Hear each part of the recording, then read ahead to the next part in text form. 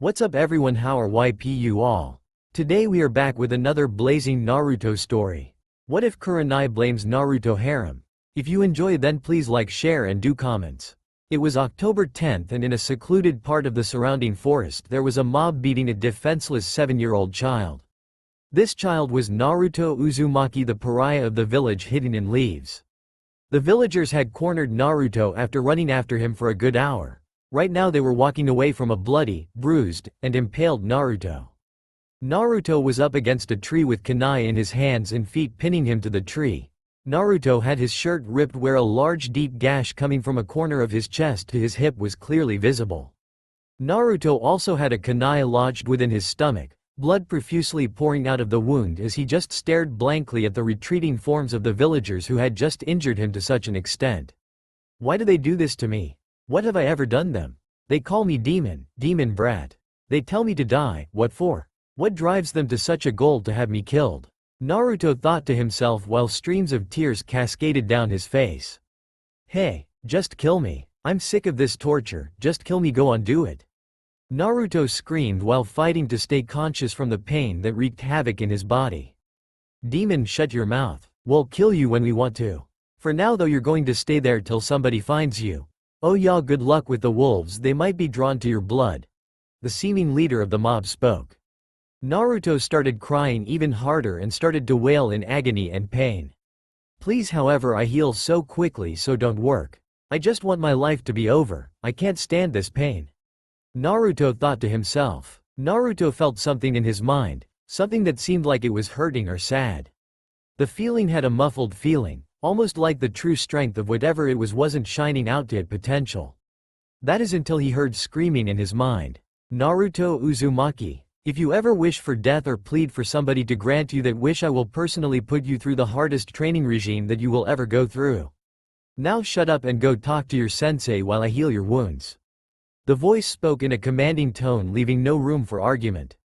Naruto was scared, even more so than what the villagers could ever cause. After the voice had stopped talking and everything was quiet, Naruto let out a blood-curdling scream as he felt as if his eyes were being slowly cut from his sockets. Naruto blacked out, slumping with his head forward, causing the kunai to rip out of the tree, leaving Naruto with the kunai still in his hands and feet with a single kunai plunged in his stomach.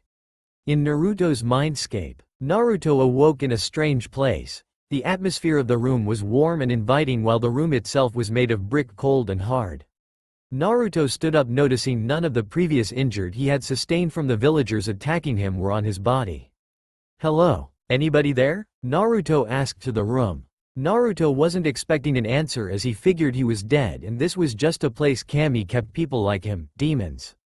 Naruto had been influenced by the villagers, for he thought of himself as demon even though he knew deep down it wasn't true, but found that to be the only explanation to why so many people wanted him dead.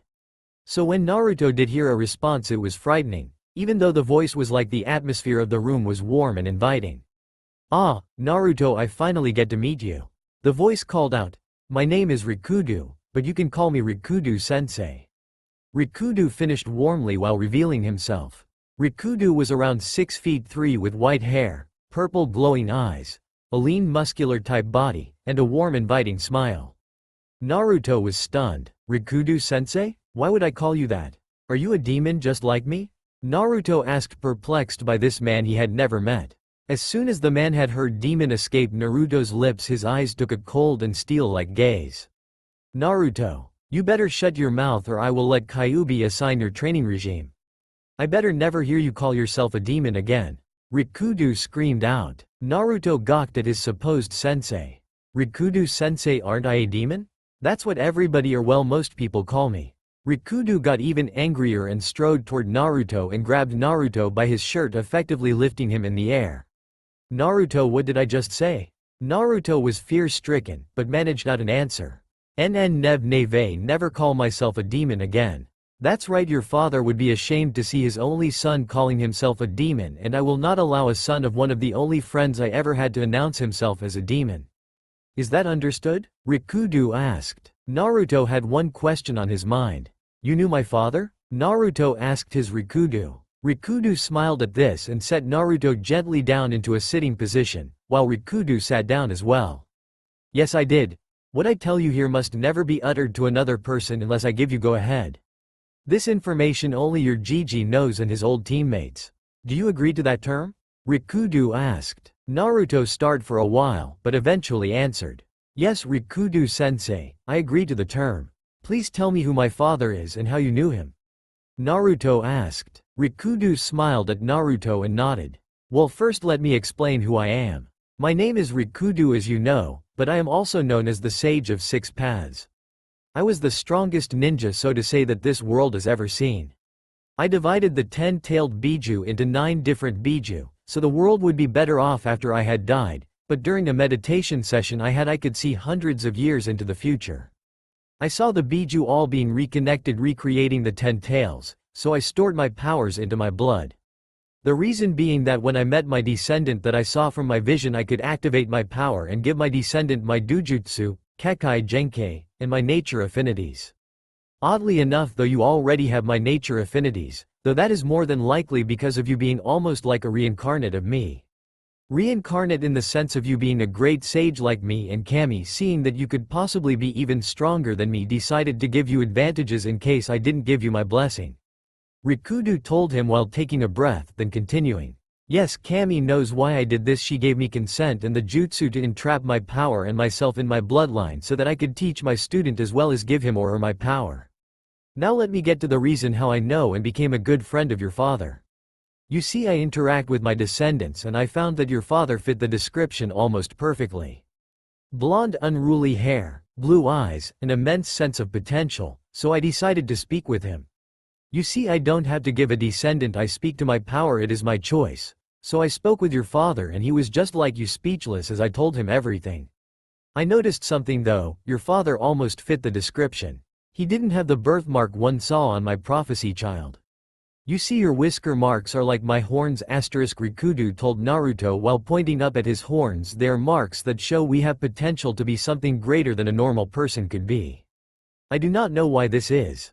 Kind of weird if you ask me, that extraordinary birthmarks show greatness. Anyways, Kami came to me and told me my suspicions were true. That the boy I had taken such a liking to was not the child of my prophecy, but the father. So I did all I could to enhance your father's skills. I gave him training regimes, jutsu training, speed, strength, chakra controlled training, and your father turned out to be an amazing shinobi, who was admired and feared by all ninja in the world. Although he wasn't my disciple, I still saw him as one of my closest and only friends that I had ever had, so I trusted him and told him a secret. I told him that his son would be the person of my prophecy and he was shocked to hear he was going to have a son, but eventually accepted it, delighted that he would have a son who would accomplish so much and become so strong even to rival me. Now let me tell you who your father was. Your father was none other than the 4th Hokage, the Yondaime Hokage. Rikudo finally finished his long speech with Naruto accepting and absorbing every piece of information that came from his new sensei, that is until he heard who his father was. Rikudo-sensei, thank you for telling me everything about my father and what I am to become. I'm to know that my father was such an admired person and that he took down the Kyuubi, the second most powerful Biju to have ever lived other than the 10-10s. Naruto told Rikudo. Rikudo rubbed the back of his head sheepishly. You're welcome, Naruto, but I had to tell you something. You know what, never mind, I'll show you. Kyuubi, come in here. Rikudo yelled. A new person came in and tackled Naruto, so he was laying on the ground and instantly wrapped him into a hug. The person who just tackled Naruto was a beautiful woman. She had shoulder-length crimson silky hair. She looked to be about 15 or 16, although Naruto could already feel some large assets squishing into his chest. From the hug, Naruto could tell that she had a very beautiful body. Wow, beautiful. Naruto thought to himself. Excuse me, Kyuubi, right? May I know why you are hugging me so fiercely and why you are here? Naruto asked. The Kyuubi smiled and let go. Sitting right next to Naruto, she began to speak. Well, Naruto, for one, I am the Kyuubi, but please call me Narumi as that's my real name. I am here because I was sealed inside you by your father, and where here is we're in a part of your mind that is secluded to my cage. Now please let me explain why I was attacking your village. I was attacking your village because, well, I honestly don't remember. I remember being forced out of your mother and running to the forest. I went to a cave on the outskirts of Konoha, then I remember seeing some slitted yellow eyes as well as a pair of Sharingan, then I was in here.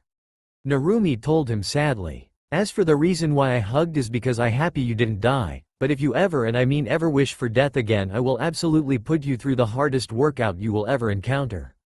Do I make myself clear?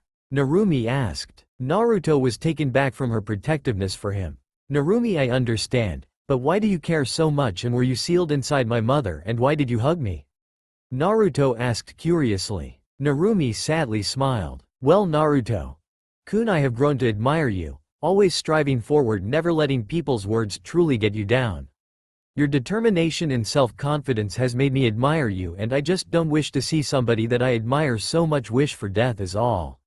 As for your second question, yes I was sealed inside your mother, she was also a very incredible ninja.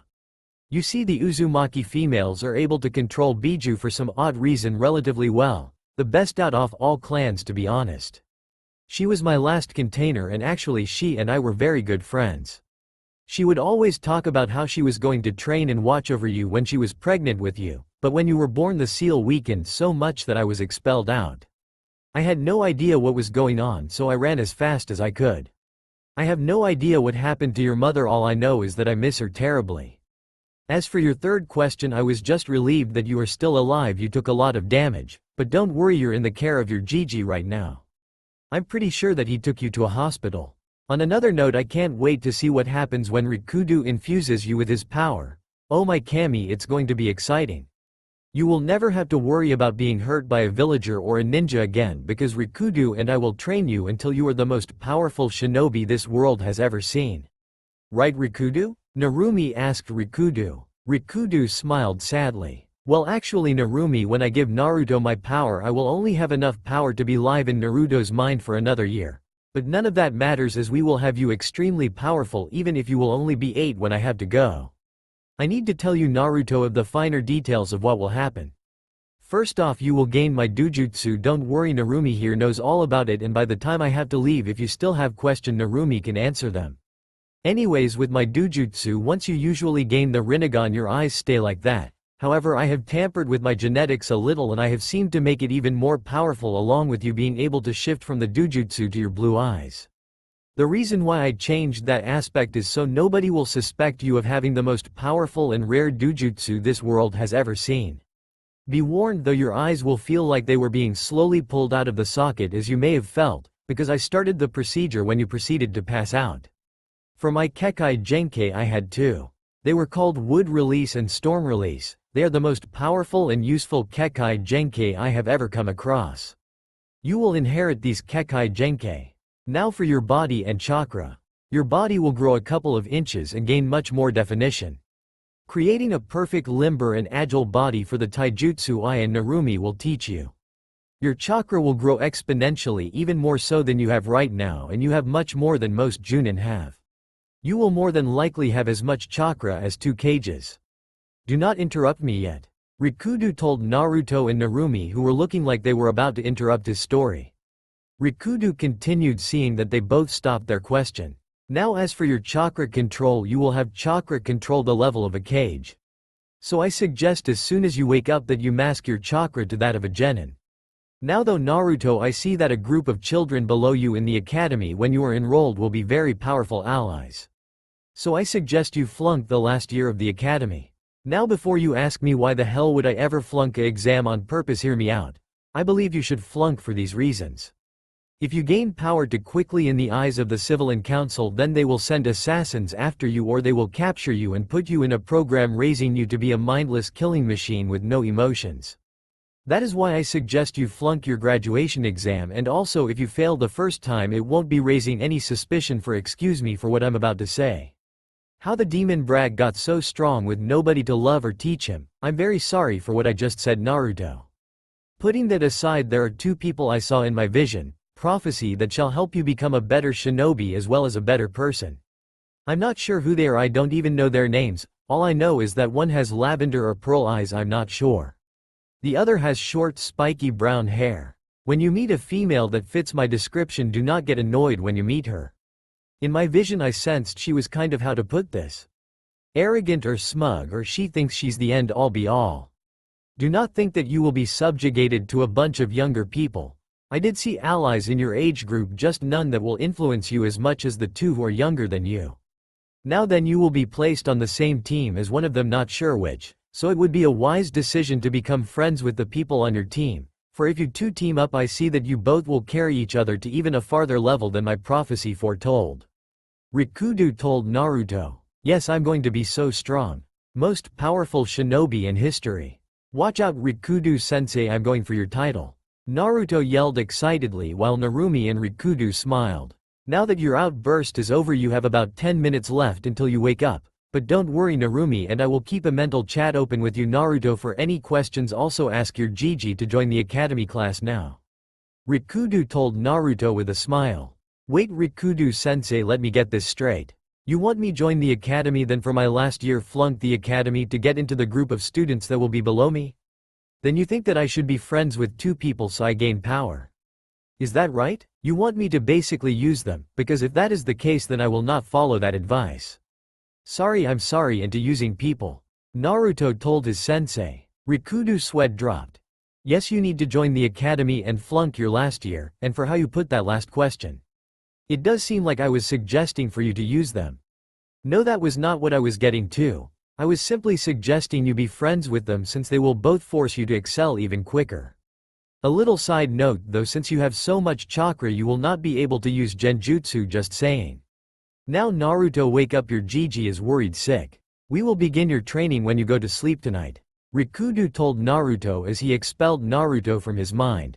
Narumi-chan, control yourself. I know that you want to be with Naruto because you see him as the only possible mate. You need somebody strong and self-determined, but calm down and wait for him to grow. Rikudo told his friend. Rikudo-kun, how did you know? I didn't think I was that obvious, and plus I covered it up pretty well.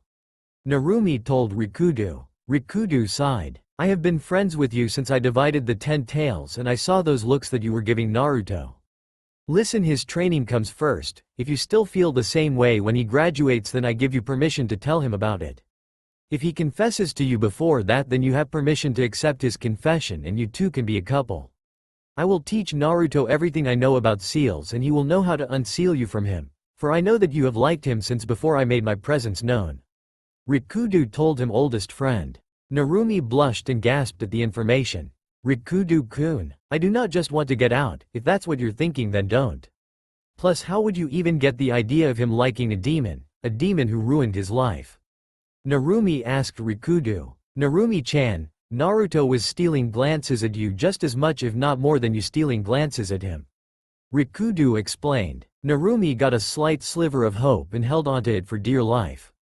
In the hospital, the Hokage Sarutobi Hiruzen had been sitting right by Naruto's bed after finding him in his crystal ball and getting to where Naruto was. Sarutobi found Naruto passed out and took him to the hospital, worried for his adopted grandson. Sarutobi, deep in thought, suddenly felt a huge blast of chakra that almost scared him, but then it was suddenly gone. As he looked up, he saw Naruto sitting up in his bed. Hey Gigi, thanks for the help. Can I join the academy? Naruto asked hopefully while Sarutobi sat there stunned. Where did that come from? Sarutobi asked himself. Naruto, how are you feeling? Sarutobi asked. Well Gigi, I'm well, fine I guess. What happened? How did you find me and what about me joining the academy, can I? Naruto asked. Sarutobi gave a sad smile. Naruto, you were attacked by the villagers again. I found you using a special item I have.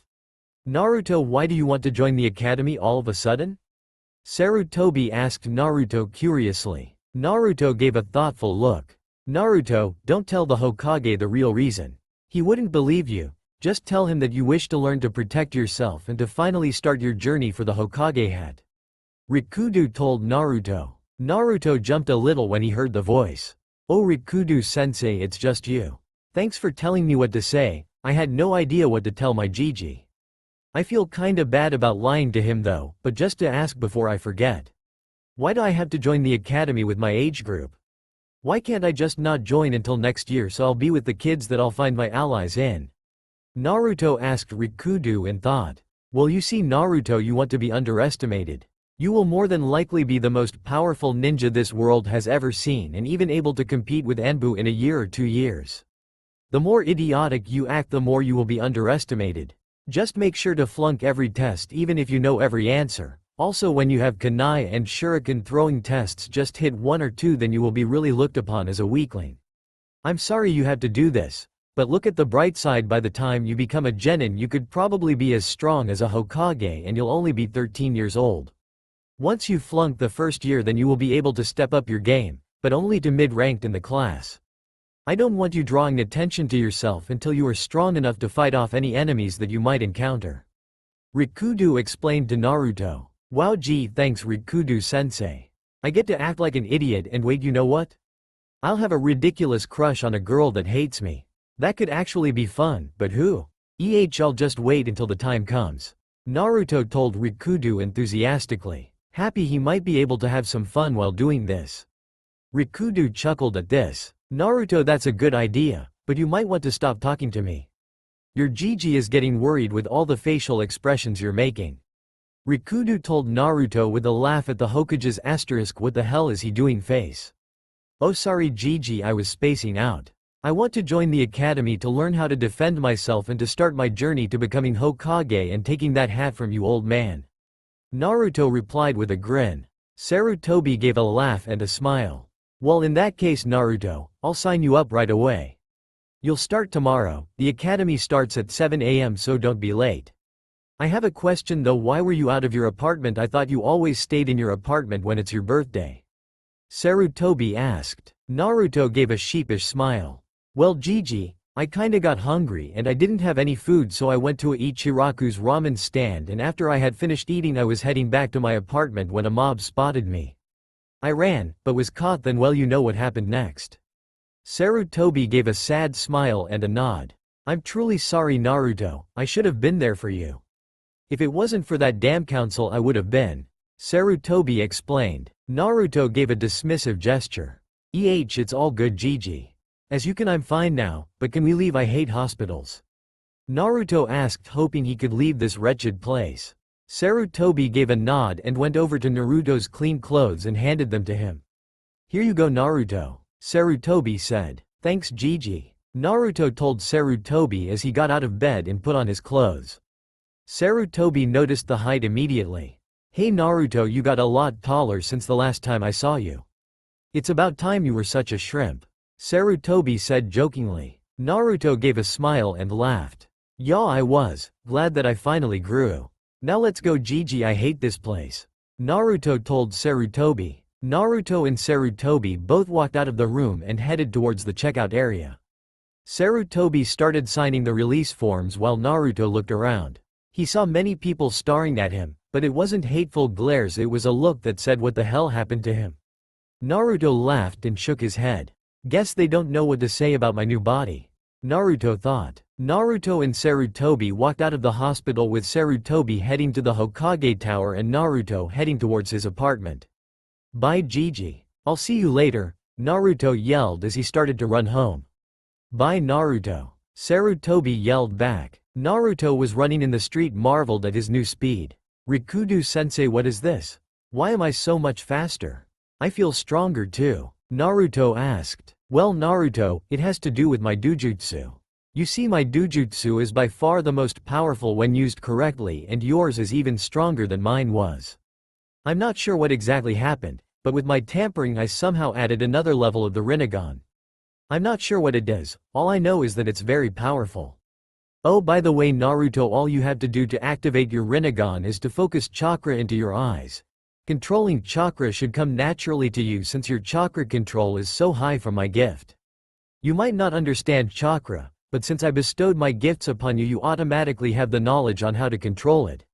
I'm not sure how to explain it other than that. You don't have knowledge on how to use your Kekkei Genkai, but you do have knowledge on how to use the basics of the Rinnegan. I'm almost positive that you won't have to use it for quite some time though. Nevertheless, I will teach you how to properly wield the Rinnegan for when you must use it. Rikudo told Naruto. Hey Rikudo-sensei, you ever realize that you kinda ramble on, and plus you didn't even answer my questions? Naruto stated. Rikudo rubbed the back of his head. Sorry Naruto. Basically, since I gave you the Rinnegan, your body had to adapt to use it. So you got taller and stronger, The reason why you became stronger is because your body had to be strong enough to use the Rinnegan without destroying itself. As for why you got taller, I have no idea. Maybe Kami felt bad for you and decided to make you taller. Rikudo told Naruto with a grin. Ha ha ha ha, very funny sensei. It was so funny that I just forgot to laugh. Naruto stated angrily. Naruto hurried up and got to his apartment. As Naruto got closer to his apartment door, he noticed writing on the wall. It read, "Demon Brad die. And I'm going to kill you, demon." Naruto shook his head and took out his apartment key. Naruto unlocked the door and entered the apart, closing and locking the door behind him. Ah. I'm back home, awesome. Naruto said to himself. Ah, quit your bitching, Naruto. Now then, for your training, you'll only be training in your mindscape. I do not want anybody seeing what you're doing. Rikudo told Naruto. Now get to bed so we can begin your training. Naruto stripped his t-shirt and shorts off and climbed in bed, immediately falling asleep. Naruto awoke in a huge concrete room. Where am I? Naruto asked. Ah, Naruto, glad you came so quickly.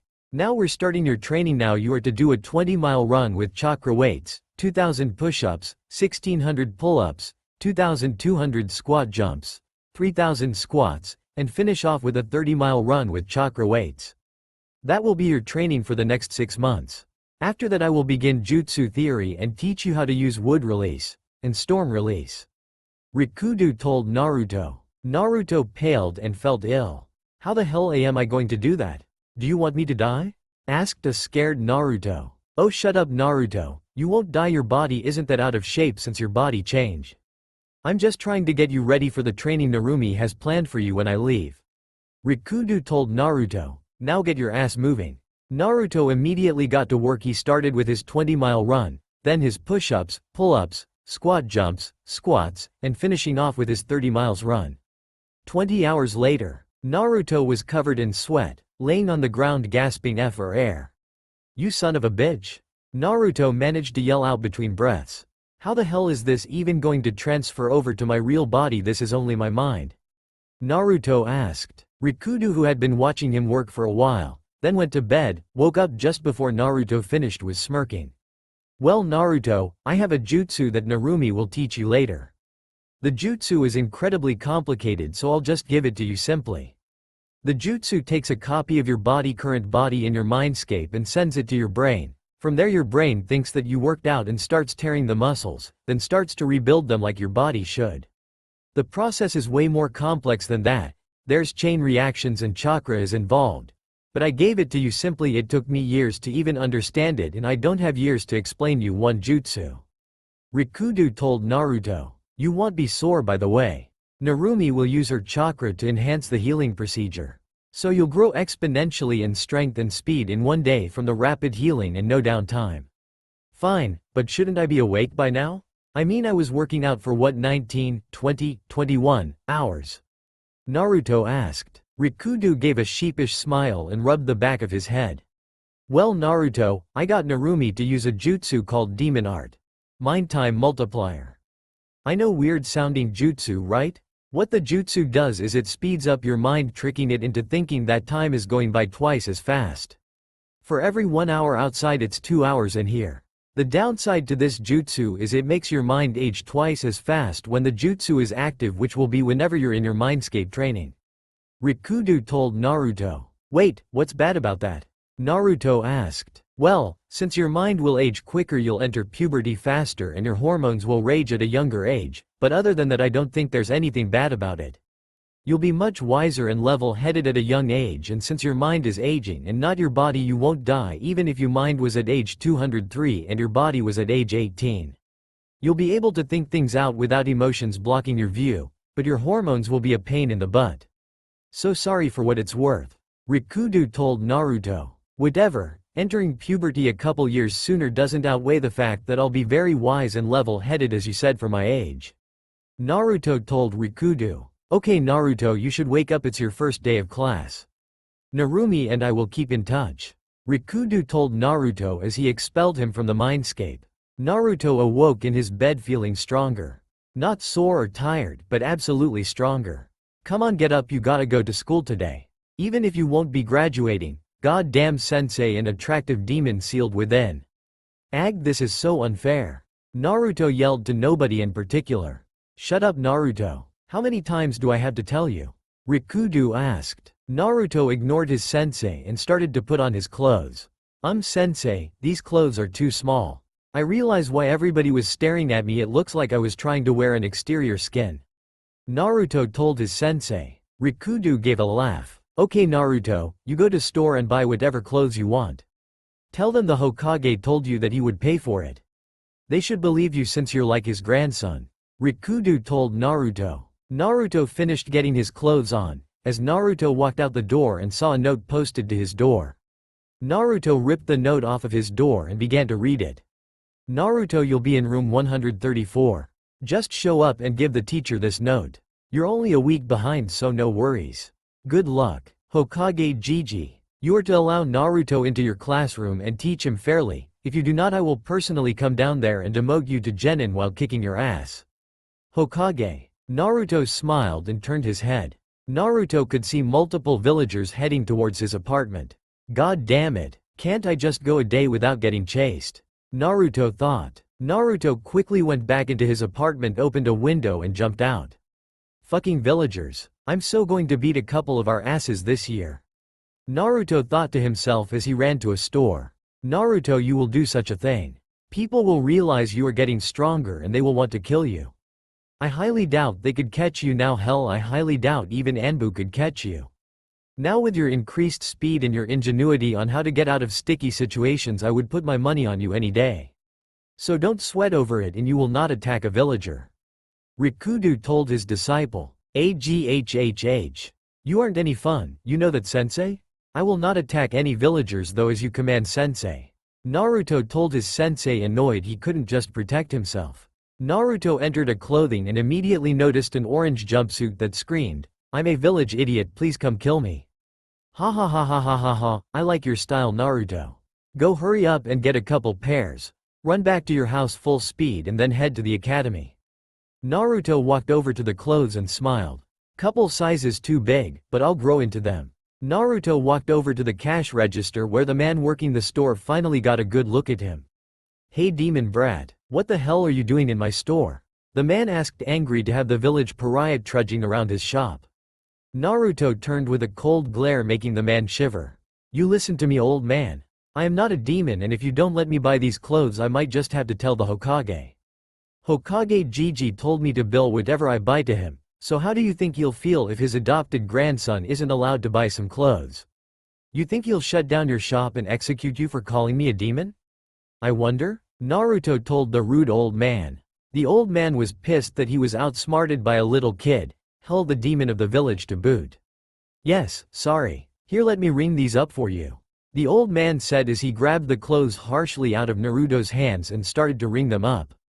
Here you are, sir. The old man told Naruto with venom dripping from his every word. Naruto took the clothes from off the counter that they had been set on and ran full speed out the door.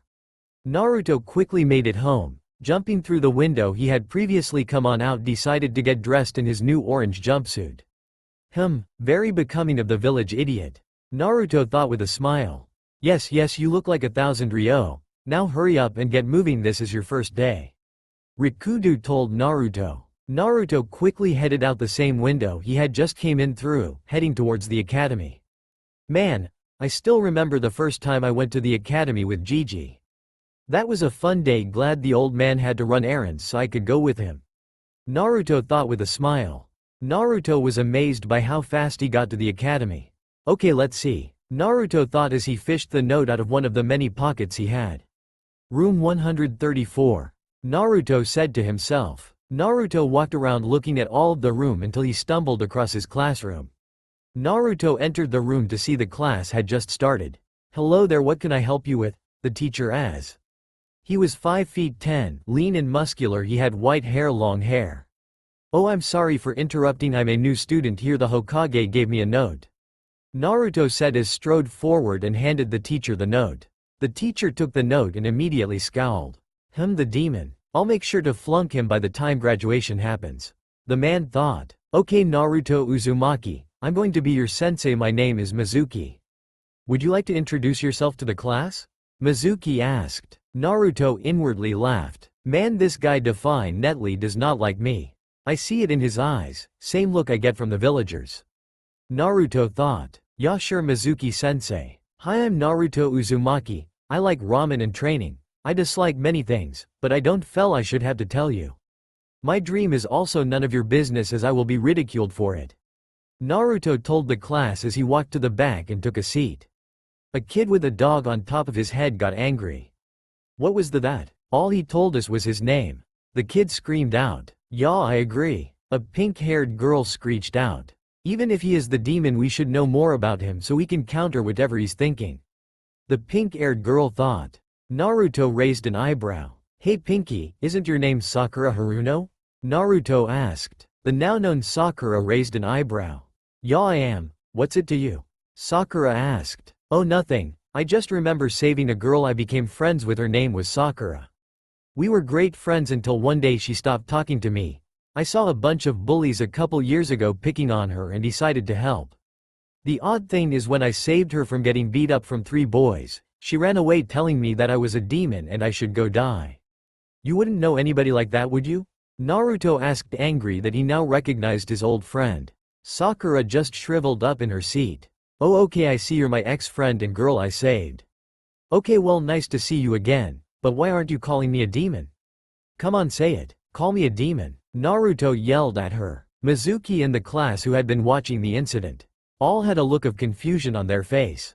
Excuse me Naruto, why are you yelling at Sakura L like that? A pale girl with lavender eyes asked. Naruto turned and a smile was placed on his face. Ah, Hinata-chan, good to see that you didn't lose that stutter. How have you been? Naruto asked. Hinata's face went blank, but she rose, grabbed all of her stuff and walked to the back of the room and sat next to Naruto. Mizuki and the class were confused. Alright class, enough drama for today. We'll be starting on the history of the Hokages.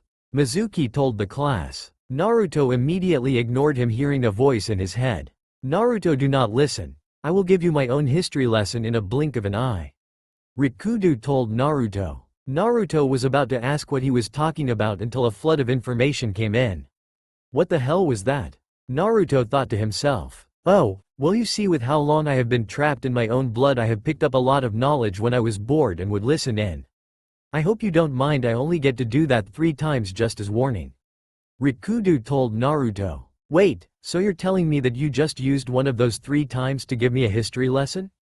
Naruto asked. No, you idiot. I just gave you in-depth knowledge of almost every battle, tactic, leadership skills that the 1st, 2nd and 4th Hokage ever used or were in. What that did was it gave you knowledge on how to use tactics and how to be a leader, that you would only get from many years of fighting. I gave you this knowledge because I want my disciple to be an amazing leader with tactics and know how to use battle strategies. You'll be able to be in a fight and see an attack coming, and you'll automatically know from all of the combined knowledge of the 1st, 2nd and 4th what could counter it and where to place your team. Rikudo told Naruto. Naruto, I will be using this knowledge transfer 2 other times. I'll use it when I'm teaching you the wood release and storm release jutsus. Teaching you both only counts as 1 since it is classified as Kekkei Genkei. Kami made rules for me on how times I could transfer knowledge and how much, and since it's classified as Kekkei Genkei, I'm going to be giving you all of my jutsu on them and it will only count as 1. Ah, loopholes, gotta love them. The other time I will give you my wisdom is when I teach you my taijutsu style. The style I will teach you is the most powerful taijutsu style ever known to man. Well, besides a demon style which I'm sure Narumi would teach you 1 or 2. Anyways, this style is what the Hyuga clan taijutsu and many others are based off of. Unlike the Hyuga clan taijutsu, you won't be on the ground not moving, you will be agile like the monkey taijutsu, powerful like the tiger taijutsu, and very unpredictable like the true dragon taijutsu. In close quarters combat, nobody will be able to defeat you. Rikudo finished off. Well, almost anybody. If a demon were to be unleashed and they used taijutsu on you, you would be in for a very hard fight. Rikudo finished, really stopping this time. Naruto started to shift through some memories and saw the battle of 1st Hokage and Madara Uchiha. This could be very cool. Naruto thought to himself. Naruto noticed the Mizuki was still talking, then looked to his side and saw a blushing Hinata Hyuga. Hinata-chan, what wrong? Naruto whispered. Hinata looked at him and Naruto could see the sadness in her eyes. Naruto. K-kun, I'm so sorry about what happened. The elders of my CCL clan told me I couldn't talk to you anymore, I'm so sorry. Hinata whispered back with the tears streaming down her face. Naruto felt terrible for making one of his only friends cry. Hinata-chan, don't worry about it, I got the letter you sent to me. I thank you for trying to keep in contact, but listen, you can't hang out with me at all this year. The reason being is because I have to flunk. I'll explain everything later when I can. I'll try to talk to you when I can, but please, I don't want you getting in trouble. Just know that we are still friends and go sit in a seat not near me. I'm sorry it has be this way. Naruto told Hinata. Hinata was about to argue, but saw the pleading and sadness in Naruto's eyes and only nodded. Hinata got up, grabbed all of her items and sat at her old seat. This got many looks wondering what happened, but all they could see was a sad-looking Naruto and a Hinata who looked like she had been crying. Baka, what did you do to Hinata? A girl with blonde hair screamed, interrupting Mizuki's speech. Naruto got a cold look in his eyes. The usual warm deep blue eyes of Naruto now looked like a frozen wasteland where life could exist, and it frightened anybody who saw his eyes. A brooding boy who had a duck-ass hairstyle was even afraid. Hey Dobi, stop, answer her question. This brooding boy told him. You will not demand anything of me. I'm guessing you're an Uchiha, and by the looks of it Itachi's younger brother, so that could only mean you're Sasuke. Why don't you stay out of mine and Hinata-chan's business? Naruto told Sasuke. And you Blondie, I do not like to be accused of things and being called a baka. I suggest you mind your own business as well. Naruto told the blonde. Ino, it's fine, he told me something and I got emotional, don't think too much into it. Hinata told the now known Ino. Hey Dobi, don't you ever call me Itachi's brother. I'm even related to that bastard. Sasuke screamed. Naruto gave a chuckle. There you go, making demands again.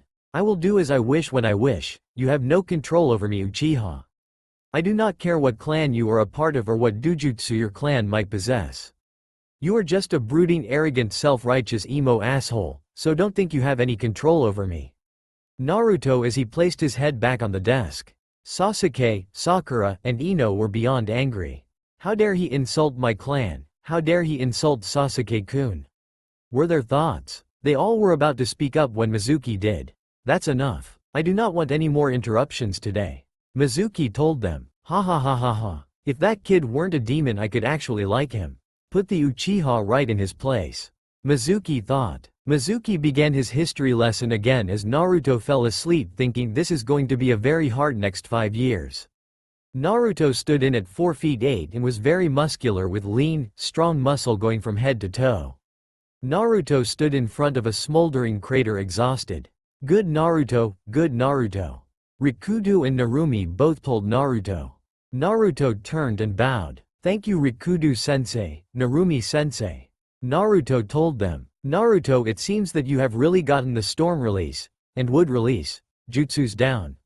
You are truly gifted in ninjutsu, however it is time for you to gain my taijutsu form. It's called Sage Fist. Your stance will look a lot like you're going to fight in snake form, but that is only because snake form was based off of this taijutsu style. The reason being is because the snake taijutsu style is based on speed and precision, and the Sage Fist using the best starting stance for speed and precision. Anyways, enough rambling. I want to tell you I won't be able to stay for a year like I planned. Once I use up my last knowledge transfer I must leave and speak with Kami. She failed to mention this until just a couple months ago. I have taught you every jutsu for storm release, and wood release, that I know and believe to be out in the world. You are proficient in air, fire, lighting, and water.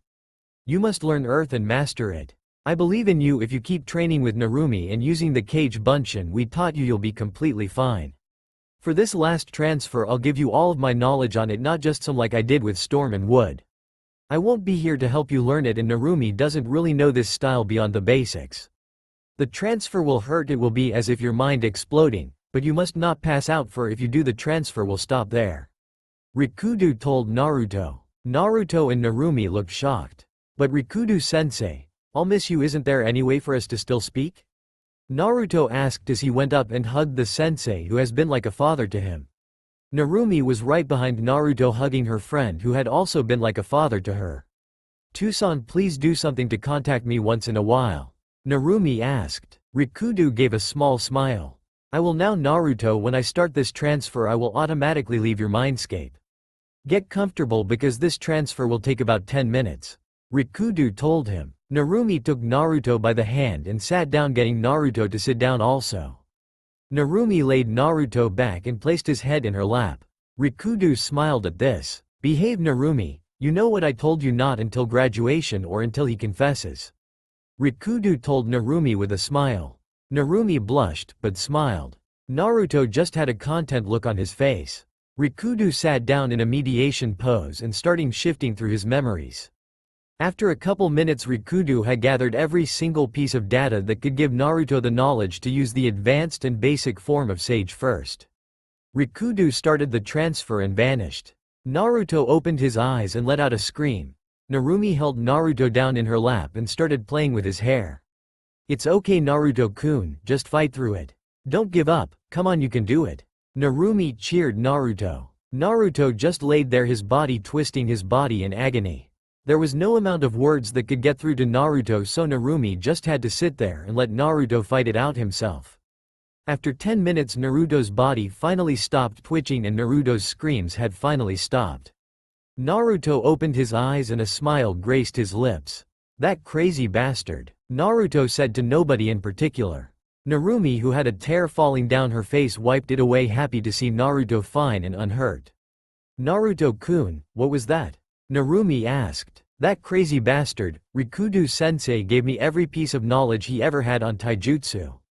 That's why it took so long. I can now effectively counter any taijutsu that is based off of the Sage Fist," Naruto told Narumi. Narumi's eyes went wide. "I can't believe he did that. That could have killed you." Narumi screamed. "Oh, Narumi-sensei, calm down, I made it out alive, didn't I?" Naruto asked. "Why did you call Rikudo-sensei your Tucson?" "Oh well, when Tucson divided the 10-tailed Biju we were all babies. He took us all home and nurtured and cared for us. He became a father to all of us Biju," Narumi answered. "Well, okay, thanks for answering, Narumi-sensei, but if you don't mind I really just want to go to bed. That took a lot out of me," Naruto told Narumi. Narumi nodded her head understanding. "Alright, Naruto-kun, you can leave and go to bed." Naruto got up and gave Narumi a quick hug, then disappeared from his mindscape, getting a full night's rest.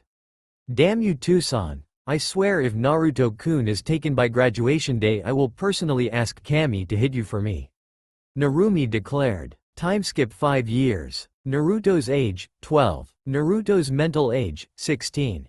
Naruto, now 5 feet 9, was standing in front of a massive hole in a tree, breathing heavily. "Wow, Naruto-kun, you mastered the Rasengan pretty quickly. It took you only a couple weeks.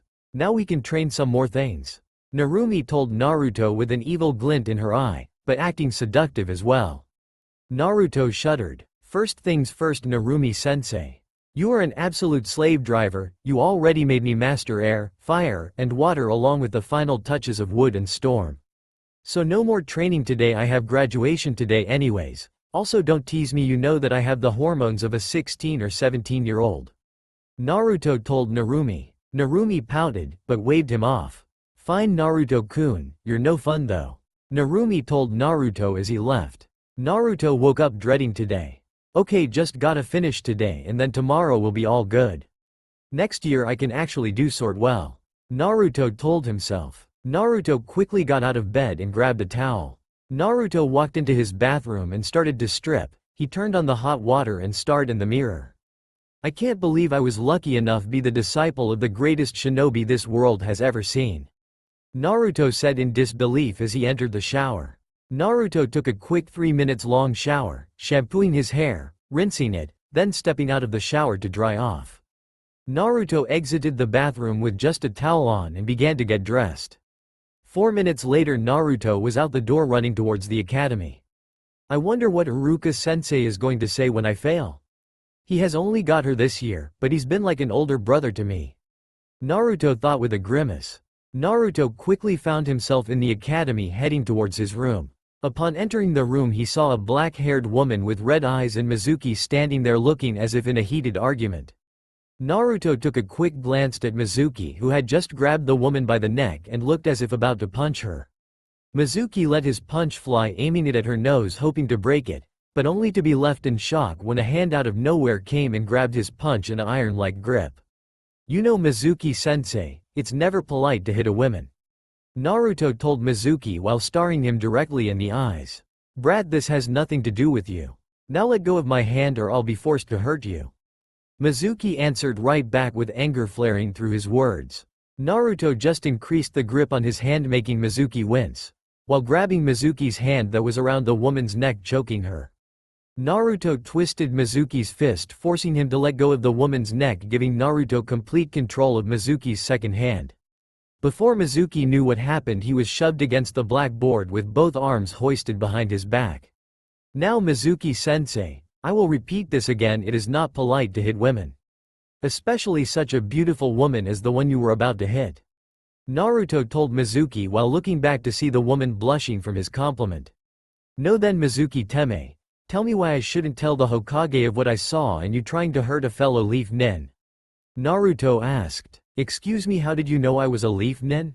The mystery woman asked. Naruto turned his head just enough to gaze over his shoulder. Well, miss, Naruto said, waiting for her to fill in her name. I'm Kurenai Yuhi, thanks for helping me by the way. The now known Kurenai said. Ah well, miss Yuhi, I noticed your leaf headband. Naruto told Kurenai. Now what exactly happened here? Naruto asked. Mizuki stayed silent, still trying to get out, only to have his arms wrenched higher. Well, Mizuki asked me here to discuss Hinata, who is like my little sister. I came and all Mizuki did was hit on me, and then he tried to get into my pants using force, which I hit him for. Then I was about to leave when he started to choke me, and you saw the rest as you did it.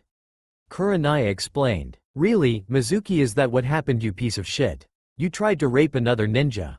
I should take you to the Hokage and have him deal with you, but since I can't trust you'll come quietly, I'll just have to make you. Miss Yuhi, you may want to cover your ears or look away. I know you're a ninja, but it is never pretty when you have to do something to another person without them having a way to fight back. Naruto told Kurenai, to which she nodded, but kept watching. Okay, Miss Yuhi, have it your way.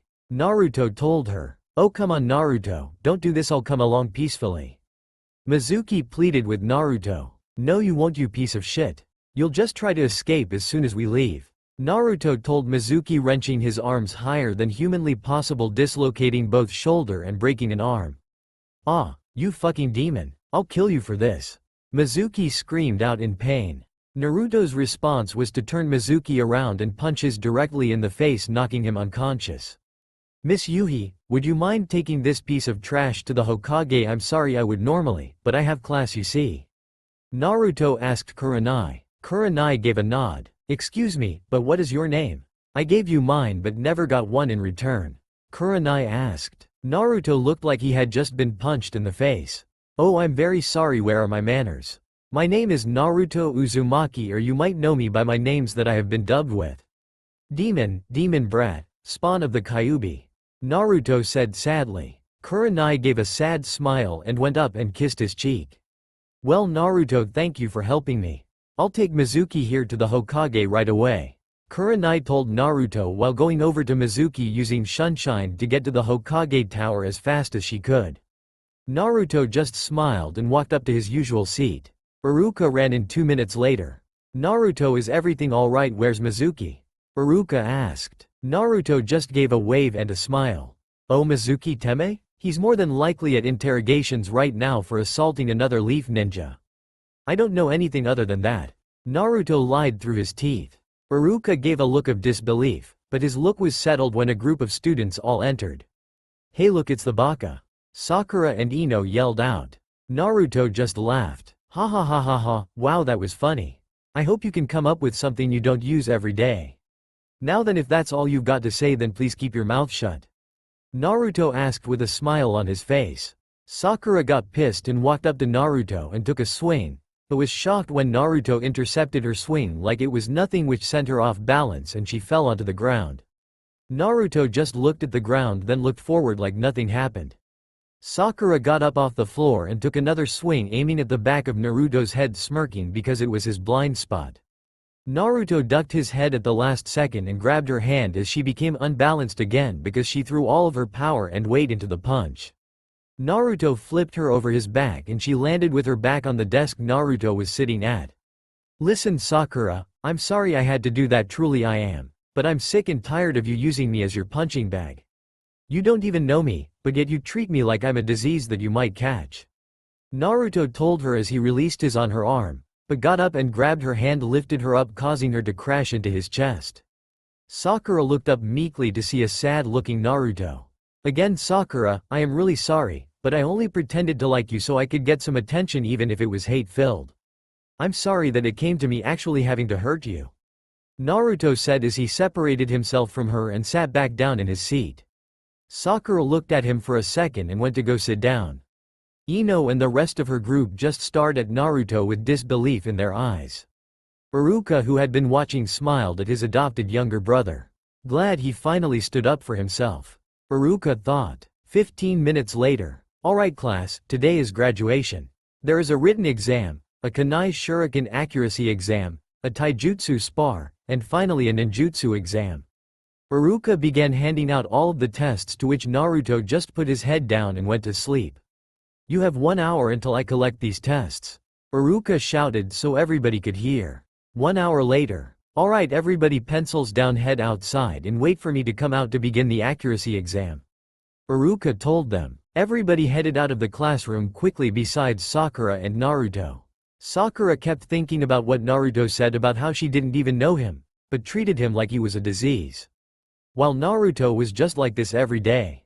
Iruka had finished collecting the tests expect for Naruto's. Iruka picked up the test and read it. Dear Iruka sensei, I'm sorry for disappointing you like this, maybe someday I'll explain it.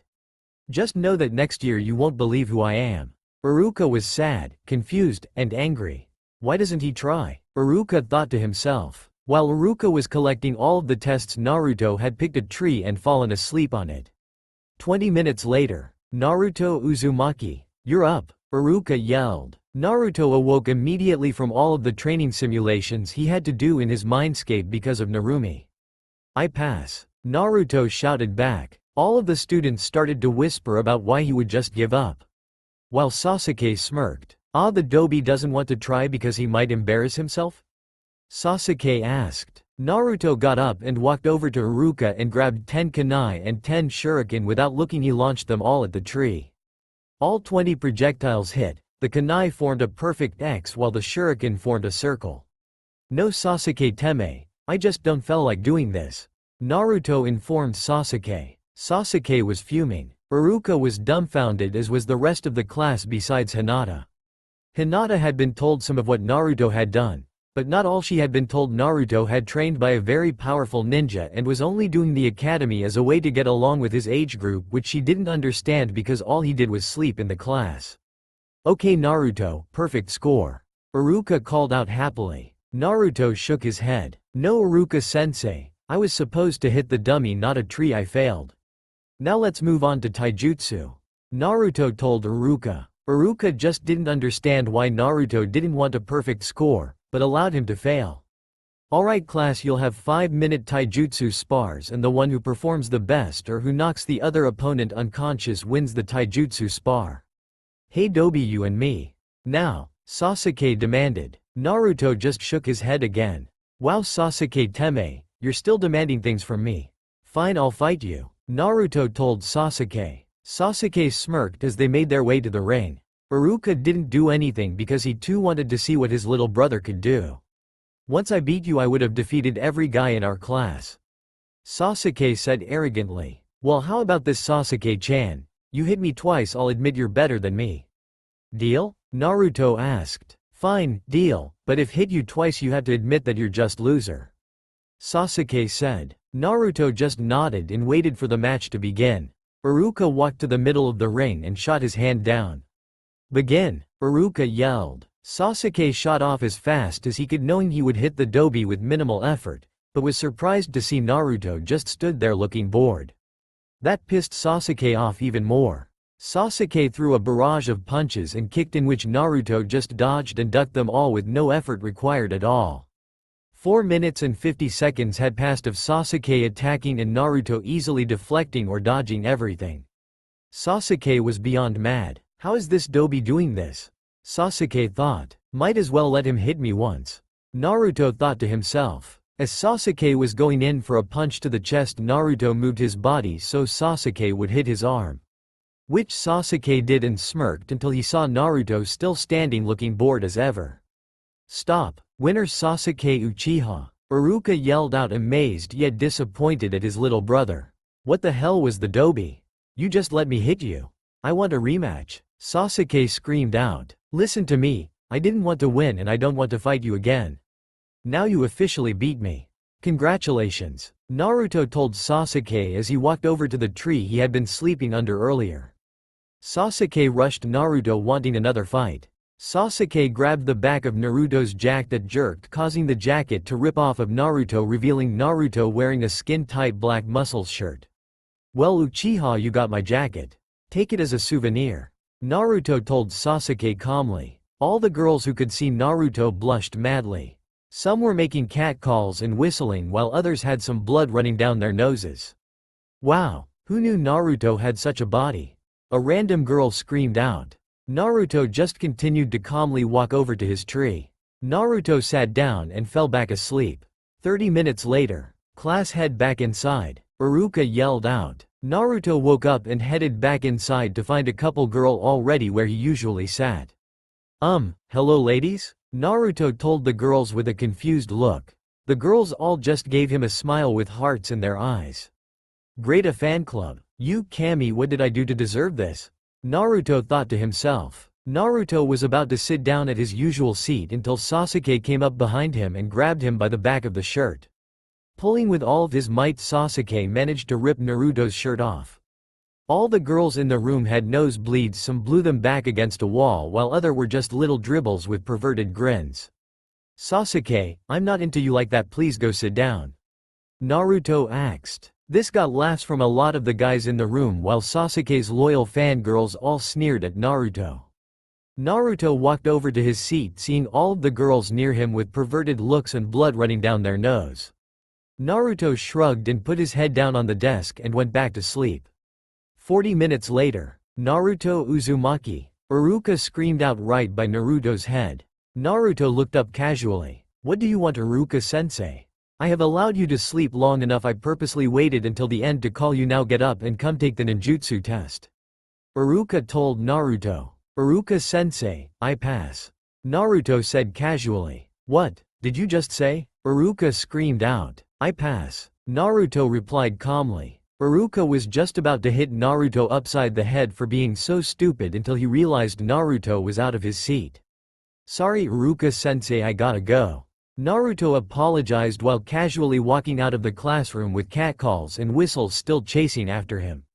Naruto exited the academy with a sad look on his face. School starts in 3 months again. I'm gonna be so tired with all of the training Narumi-chan has planned for me, Naruto thought to himself. Damn right you are, Narumi yelled to Naruto. Naruto shrugged and ran over to the Hokage tower. Wonder what Gigi is doing, Naruto thought to himself. Naruto ended up at the Hokage tower in minutes. Walking up the stairs, he could hear many perverted giggles and could see many perverted smiles. Wow, I'm the demon to them with my shirt on, but with it off I'm a piece of meat, Naruto thought to himself in disgust. Walking up to the secretary of the Hokage, he gave a small smile. Hey Yumiko-chan, is Hokage Gigi in? Naruto asked the Hokage's assistant. Yumiko was 5 feet 6, with long black hair, beautiful green eyes and a nice curvy body. She had a sizable bust and pretty nice ass. Oh hey Naruto-kun, how are why? Yumiko got out before she got a look at her friend. With a perverted blush and some blood dripping from her nose, she turned her head. Naruto grinned. Yumiko-chan, do you like what you see? Naruto asked with a grin when she turned her head and nodded. Well, I'm flattered that such a lovely young woman as yourself would think I'm attractive. I'll just go see my Gigi. Bye Yumiko-chan, Naruto exclaimed with a wave as he walked over to the Hokage office. Damn, Naruto-kun, you have an amazing body. Wonder what you'll look like when you're 14 or 15. Yumiko thought with a perverted grin. Naruto walked over to the Hokage office door and kicked it open. "Hey Gigi, what's up?" Naruto asked his grandfather when he noticed the woman he helped earlier, a pineapple hair-styled woman who had pink hair. Also in the room there was a girl and boy who had to be a year younger than him. The boy was 5 feet 4 with brown spiked hair and an athletic build. The girl was 5 feet 5 with long dark brown hair, she had lavender eyes. The girl had a nice body for a 11-year-old, some curves were coming in and she already had what seemed to be a B going on C-cup-S. When she got older Naruto could tell she would be a beauty. Kurenai turned and blushed. The purple-haired woman saw the blush and turned her head only to blush and some blood to come out of her nose. The girl blushed, but immediately held it back and tried to act like a noble. The boy didn't look like he cared, while the Hokage looked happy. "Oh Naruto, nice job with Mizuki. How are you by the way?" Sarutobi asked. "I'm fine Gigi and thank you. It's nice to see you again Miss Yuhi." Naruto responded as he walked up to the desk with his muscles twitching with every movement. "Hi Naruto, it's nice to see you again as well. Thank you for the help again. I'm more of a genjutsu user, not a close quarters fighter that, and he caught me by surprise." Kurenai responded with a glowing blush still adorning her cheeks. The other women walked over to Naruto and held out her hand. "I'm Anko, I'm truly happy you helped my friend." "Thank you," Anko told Naruto. Naruto shook her hand. "It was no big deal. I couldn't let an attractive woman get hurt." Naruto replied with a smile while releasing Anko's hand. The compliment caused Kurenai to blush even harder, which made Naruto chuckle. "I'm sorry Miss Yuhi, am I making you uncomfortable? I could go back home and put another shirt on. Sasuke Uchiha attacked me from behind, or tried to, and ended up ripping my shirt off." Naruto explained with a smile at Kurenai's blush and Anko's slight blush. "No Naruto, it's fine, I'm sorry. You can call me Kurenai by the way, thank you for being respectful though." Kurenai told Naruto. Naruto gave a nod. "No problem, did you say that you were like sisters with Hinata?" Naruto asked. "Yes we are, why do you ask?" Kurenai asked. "I was just wondering how she was doing. We used to be very good friends and then her clan council forbid her from seeing me. When I joined her class in my first year she wanted to speak with me and become good friends again, but I wouldn't allow it. I know what the Hyuga clan thinks of me and I will not allow Hinata-chan to mess up her life because she wants to be friends with me. Maybe later when I become a genin." Naruto told Kurenai. Kurenai got blank look. "You didn't pass the test?" Kurenai asked in disbelief. "No, I didn't pass the test." "Doesn't matter though," Naruto stated nonchalantly. Kurenai gave him a asterisk "what are you smoking" look. "Naruto, how could you not pass the test? You put a chunin to his knees without trying. It's either you don't care or you're wanting people to underestimate you." Kurenai tried to push Naruto on to telling her. Naruto gave a foxy grin that made Anko and Kurenai blush. "Kurenai, I'll tell you some time later if we ever become good friends, but for now nobody knows. Gigi, don't try to force it out of me either because you can't," Naruto told Sarutobi. "Fine Naruto, but why did you come here?"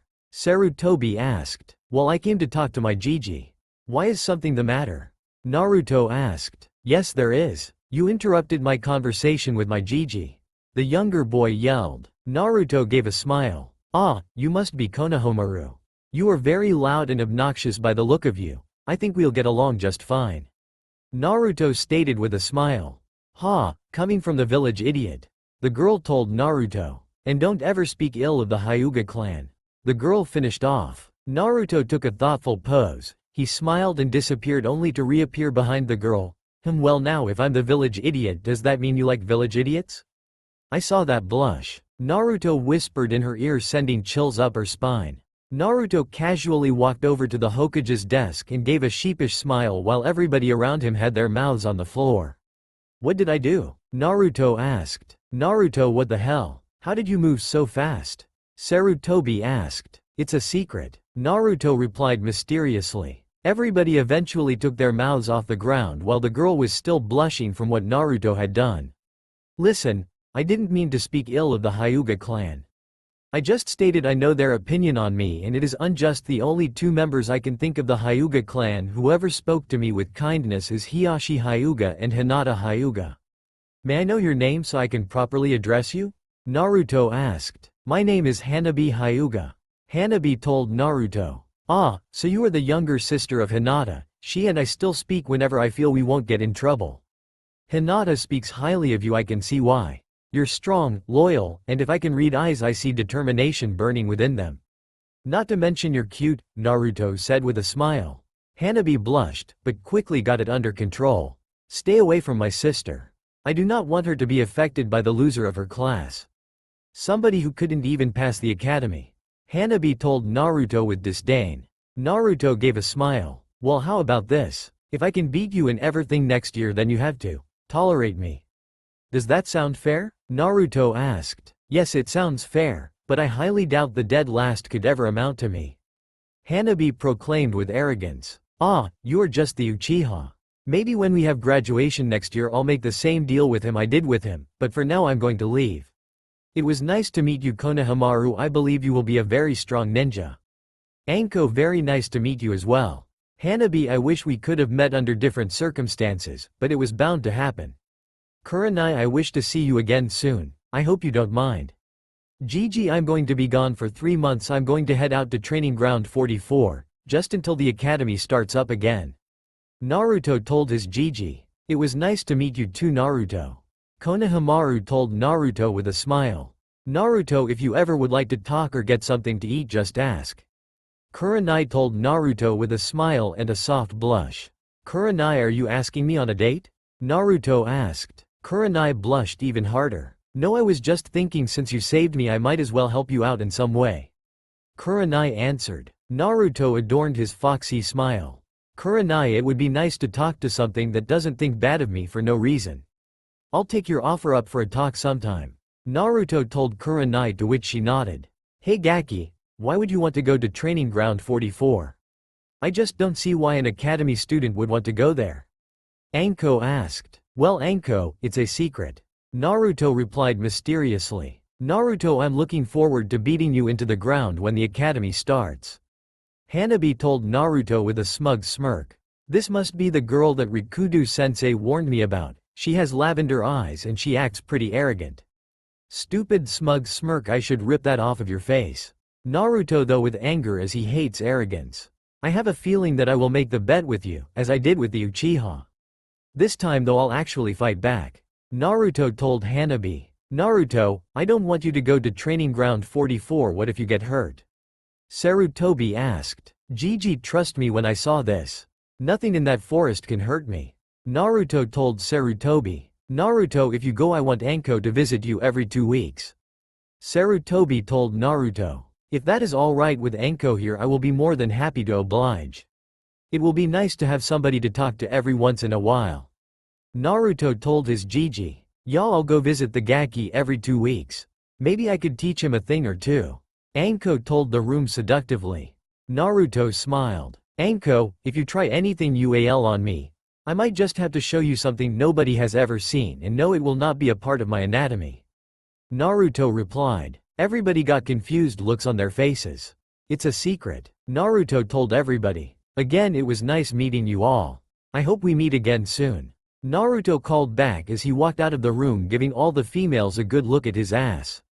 Catcalls came from Anko, while Kurenai and Hanabi gave slight blushes. That kid is definitely different.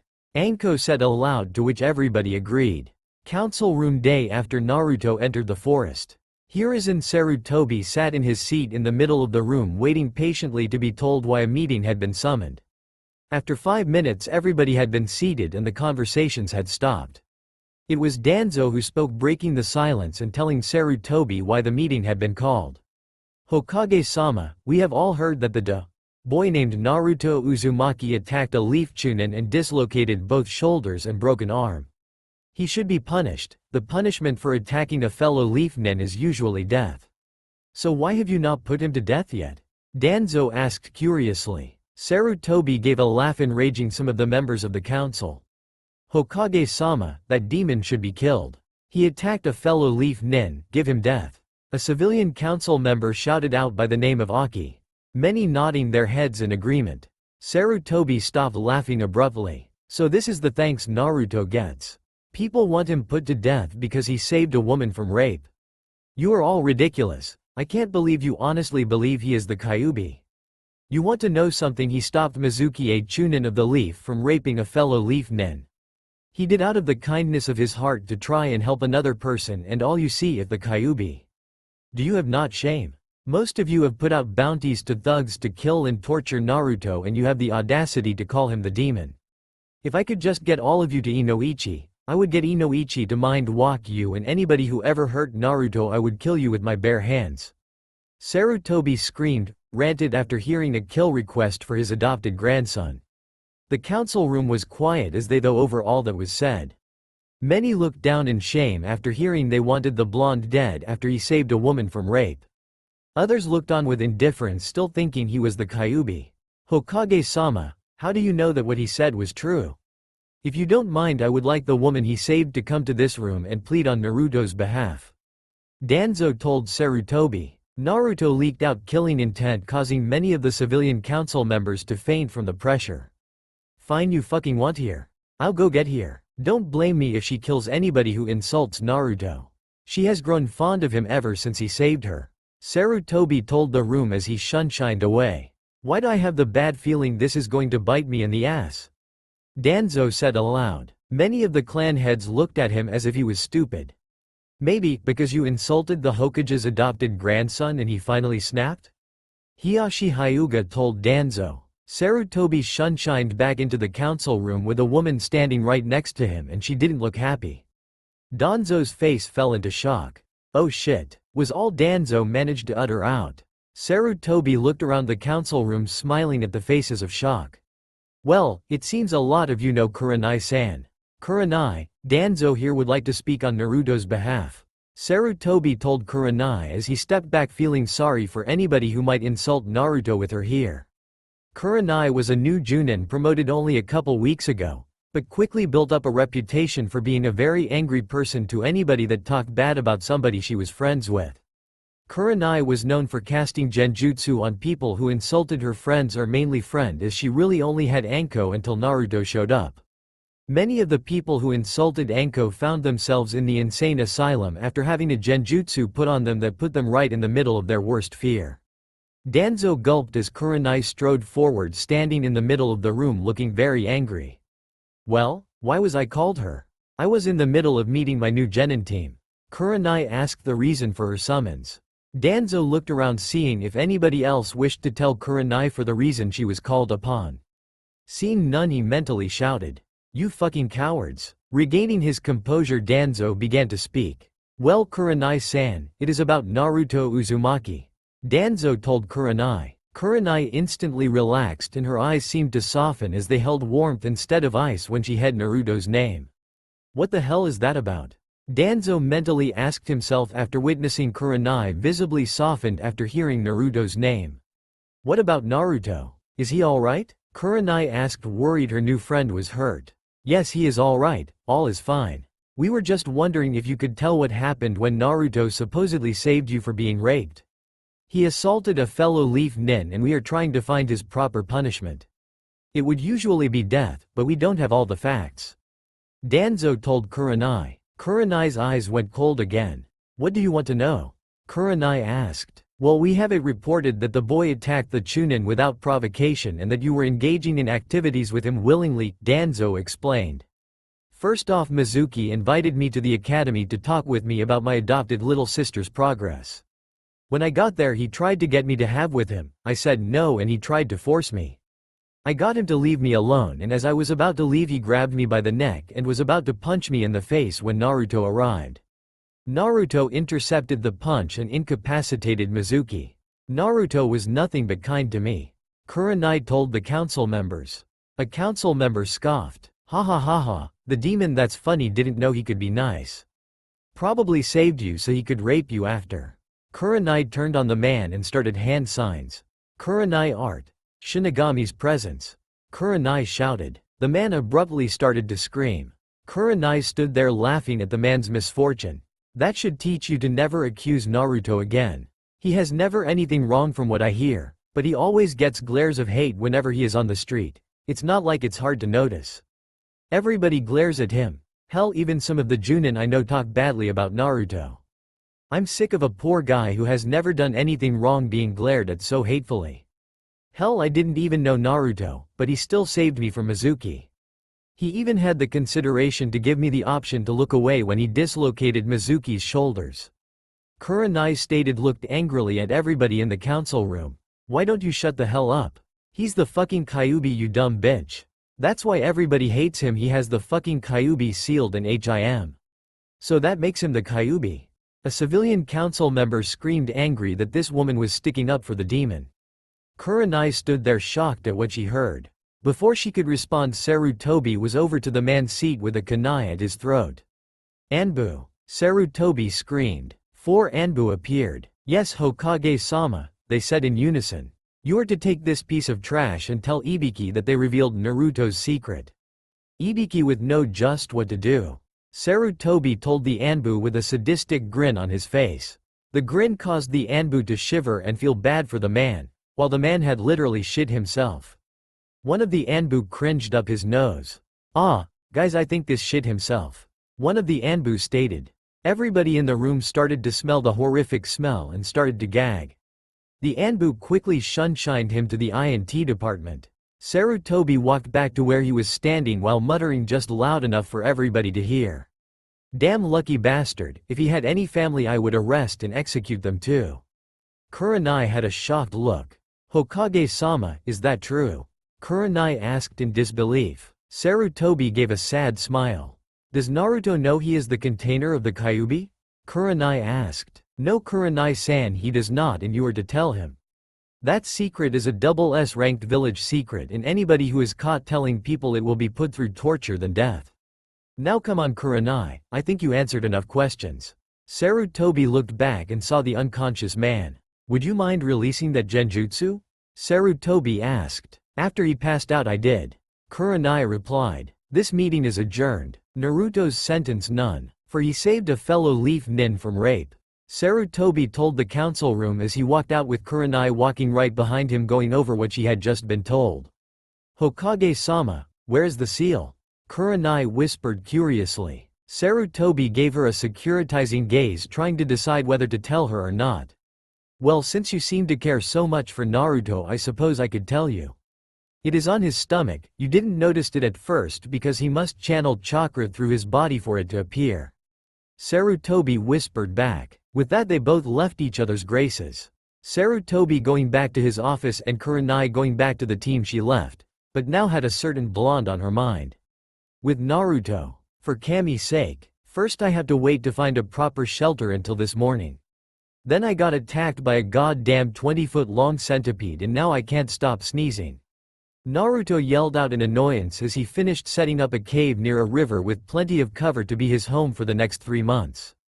Narumi laughed at his annoyance. Naruto-kun, somebody must be talking about you with all the sneezing you're doing. Narumi told Naruto. Yeah, right. I know that little rumor? Folklore? I don't know whatever it is, I know about it and I highly doubt anybody would talk about me.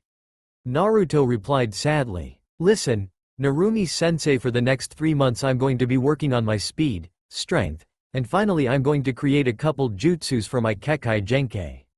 What do you think I should work on first? Naruto asked. There was no reply for a couple of minutes as Narumi was thinking it over. Well, Naruto-kun, I think it won't matter. Just limit your speed, strength, and your Kekai Genkai training to a month each. I don't know why you just don't relax for a couple weeks. Honestly, how often do you see a 12-year-old who can hold his own against at least a couple of Anbu?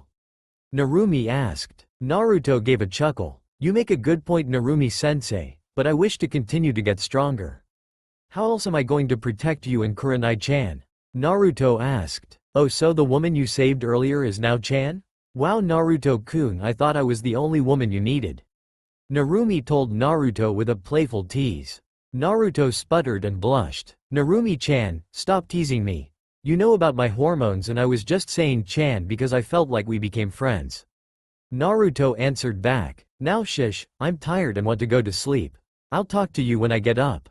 Good night, Narumi-chan. Naruto told Narumi as he fell into a deep sleep. Time skipped 2 months and 2 weeks. In the early afternoon, Anko and Kurenai came running out of the forest looking triumphant as they spotted Naruto. What Anko and Kurenai saw shocked them. They had come out and saw Naruto perform his new master jutsu. Storm release. Cloud divination. Naruto, now 5 feet 10, stood before a smoldering, split tree. Yes, finally got that down. God damn, that took a long time. Naruto declared happily as he turned around only to be shocked. Oh shit, was what Naruto yelled when he saw Anko and Kurenai with their mouth agape staring directly at Naruto. What the fuck was that? Anko screamed. Oh well? It appears I need to tell you somethings to tell you both, please come here. Naruto asked calmly. Naruto entered the cave and sat down on a log he had dragged into the cave. Anko and Kurenai walked into the cave and sat on a log opposite of Naruto, staring directly at him. Explain, Anko demanded. Naruto gave a slight chuckle. Well, what you ladies saw was a Kekai Genkai of mine. I have kept it hidden and came out here to practice it. That is why I left. Naruto sort of lied, sort of told the truth. Well, it's lying as didn't tell them where I got it from. Naruto thought to himself, gauging their responsiveness. Wow, what Kekai Genkai is that? Anko asked curiously as Kurenai studied the blonde. Well, my Kekai Genkai is called Storm Release. It is a very rare Kekai Genkai. I just awakened it one day. Naruto told them. Again, it's not lying, just not telling the whole truth. Naruto thought. Well, does anybody else know? Anko asked Naruto, but Kurenai had remained silent, still staring at the blonde. No, Anko, nobody knows. How do you think people would feel if I showed them I had a very rare and very powerful Kekai Genkai? It most likely wouldn't be a good thing for me. Naruto stated. Now then, why are you just visiting me? I thought you were supposed to come every 2 weeks or so. Naruto asked, trying to change the subject. Thankfully it worked. Well, Kurenai and I have been trying to find you every 2 or 3 weeks, but have been unlucky. We have been close to finding you, but then it would be night and we would just return back to home because we were only given a certain amount of time out here. Anko told Naruto. Ah, so I presume the council put a time limit on how long you both could speak with the supposed demon? Naruto asked. As Naruto mentioned demon, Kurenai snapped. Anko-chan, please leave, I need to speak with Naruto-kun. Please inform that Hokage that I will be gone for the rest of the month.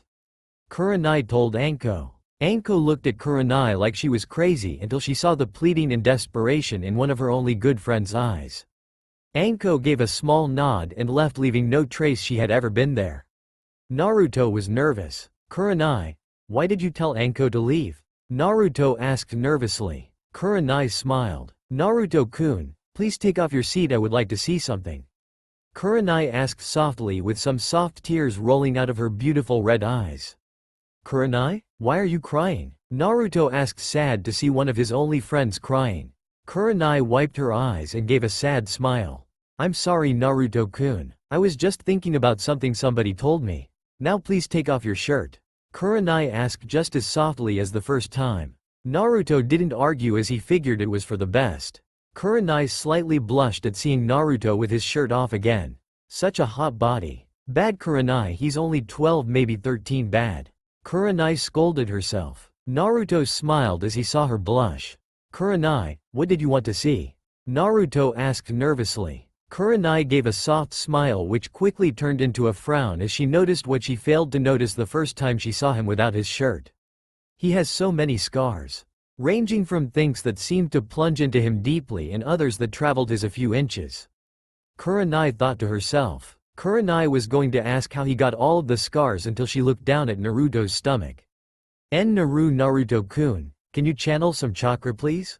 Kurenai asked hesitantly. Naruto shook his head and placed his shirt back on. I'm sorry Kurenai, but if you want to see the seal just to validate that I have the Kyuubi inside of me, I would much rather just tell you. I do have the Kyuubi sealed inside of me. I understand if you want to run and never speak to me again. It won't bother me as I have had it happen to me plenty of times when I was much younger. Naruto told Kurenai sadly. Kurenai shook her head. No Naruto-kun, I'm not leaving. What kind of friend would I be if I just left you because you held such a horrible burden on yourself? It's not you're the Kyuubi, you didn't kill all of those people. Kurenai told Naruto with a smile. Naruto looked up with a couple tears freely coming out of his eyes. Kurenai-chan. Kurenai gave a soft smile at the chan on the end of her name. I feel like I'm going to have to explain a lot to you. But for now we should just get to know each other better. Naruto stated as Kurenai gave him a blank look asking what he was talking about. Kurenai-chan, as I said, I'll explain everything to you later. For now, like I said, let's just get to know each other better.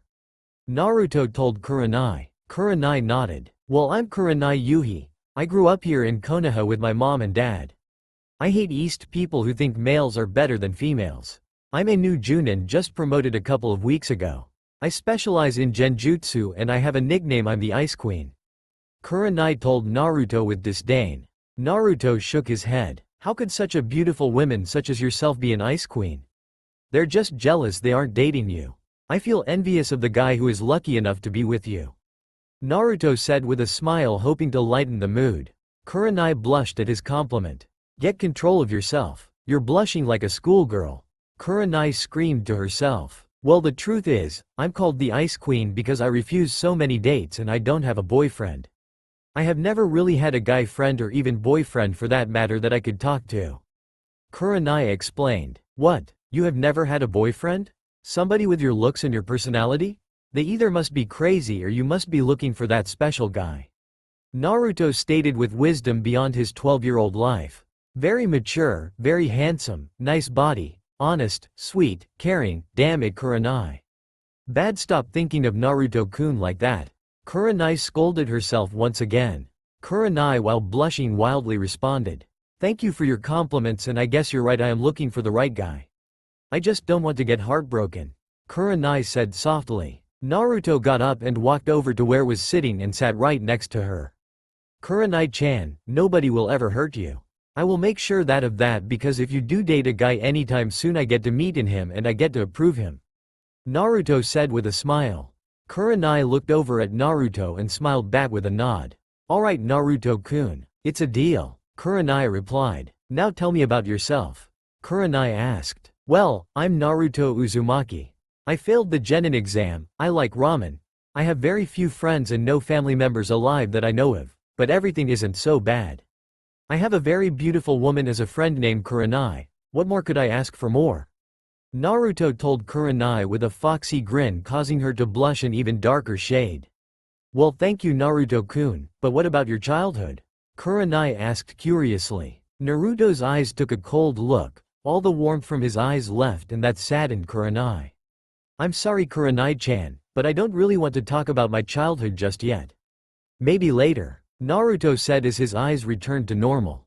Naruto and Kurenai laughed and joked for the rest of the night, before they went to sleep. Kurenai didn't bring anything other than a couple pairs of clothes she always carried with her because of missions. Since Kurenai didn't bring anything to sleep on, Naruto offered that she could sleep on the air mattress while he would sleep with just a cover. Kurenai didn't allow that, stating that the bed was big enough for two and she wouldn't mind as long as he didn't try anything, she had said with a smile. They both climbed into the bed and quickly fell asleep. Both had enjoyed the night they had together. Hokage's office, after Anko got back from seeing Naruto. What do you mean Kurenai is staying with Naruto? Sarutobi asked. Anko looked nervous. Shit, don't kill me, was a thought that crossed Anko's mind. Well, Hokage-sama, like I said, Kurenai stayed with Naruto and will be with him for the next 4 weeks. Anko replied. The Hokage paled and suddenly seemed much older than his age. Please no, Kurenai can't tell Naruto about the Kyuubi. The Hokage screamed in thought. That's unacceptable, you go get Kurenai now. Sarutobi yelled. I will not go get her. Anko replied defiantly. What did you just say? Sarutobi asked, thinking he must have misheard her. Anko looked sheepish, but quickly recovered her resolve.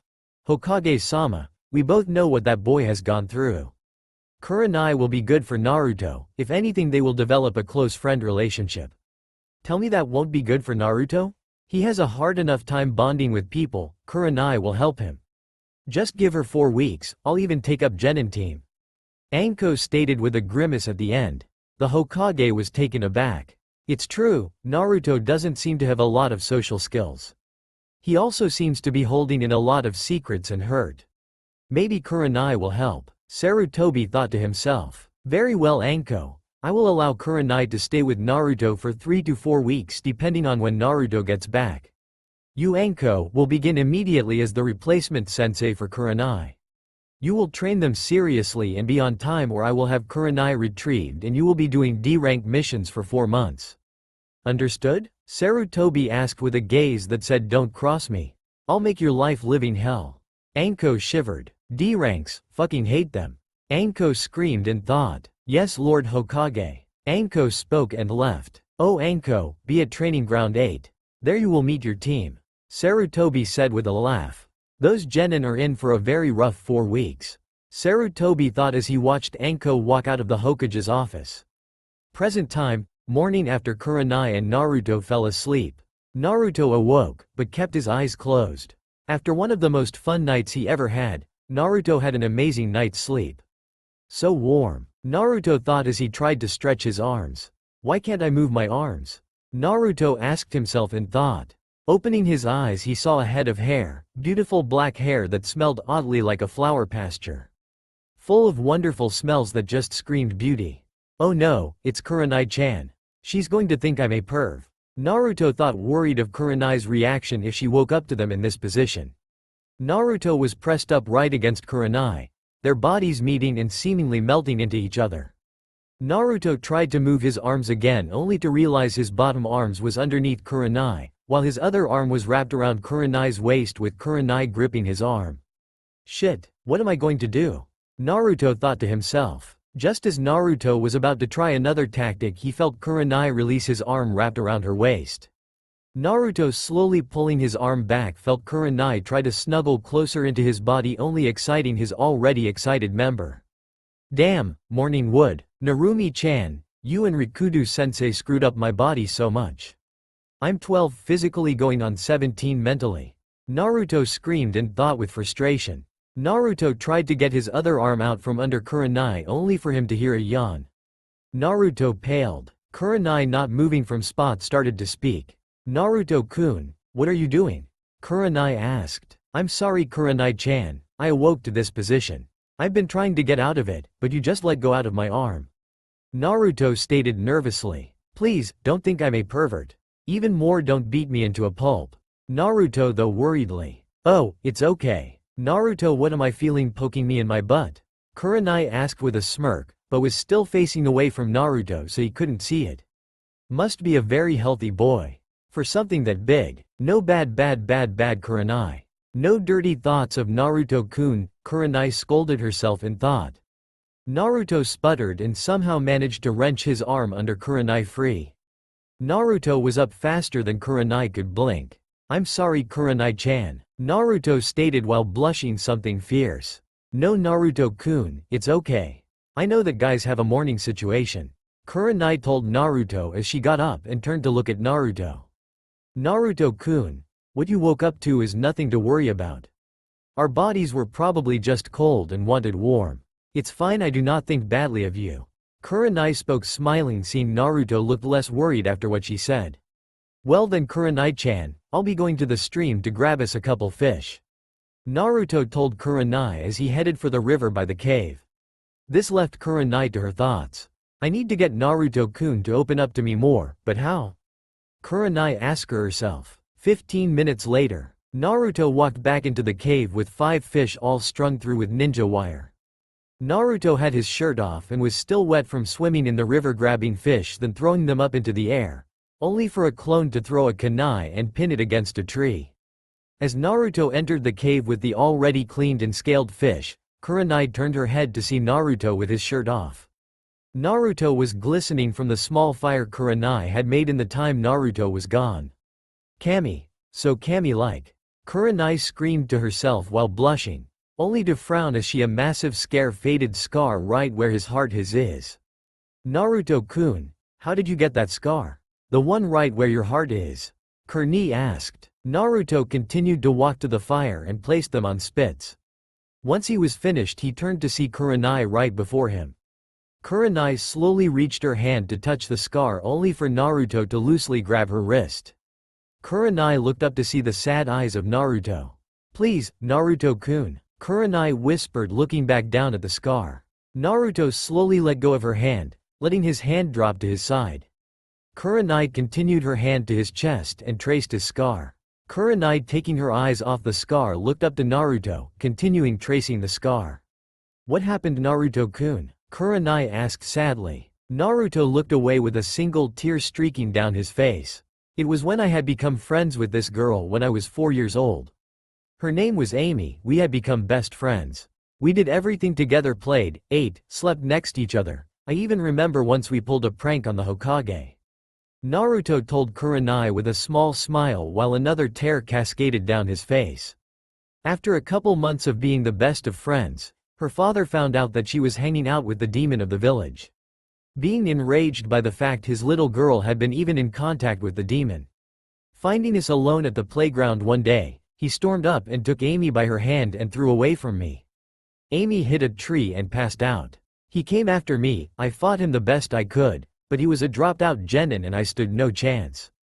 He plunged a kunai deep into my chest, saying to stay away from his daughter. I blacked out only to wake up in the hospital. I immediately rushed out of my hospital room. I pulled a couple stitches out of my chest. Blood was running from my chest wound down my stomach. I was trying to find Amy. After nearly an hour of screaming her name and running, I couldn't find her. The Hokage came and restrained me. I was pulled back into my room where my stitches were reapplied. I found out a day later that my best friend Amy was dead. The hit to her head had been too much for her. She couldn't take the blow and died of internal bleeding and a cracked skull. Naruto choked at this point, tears streaming down his face from having to relive one of his most horrific memories. I still visit her. She was my first friend.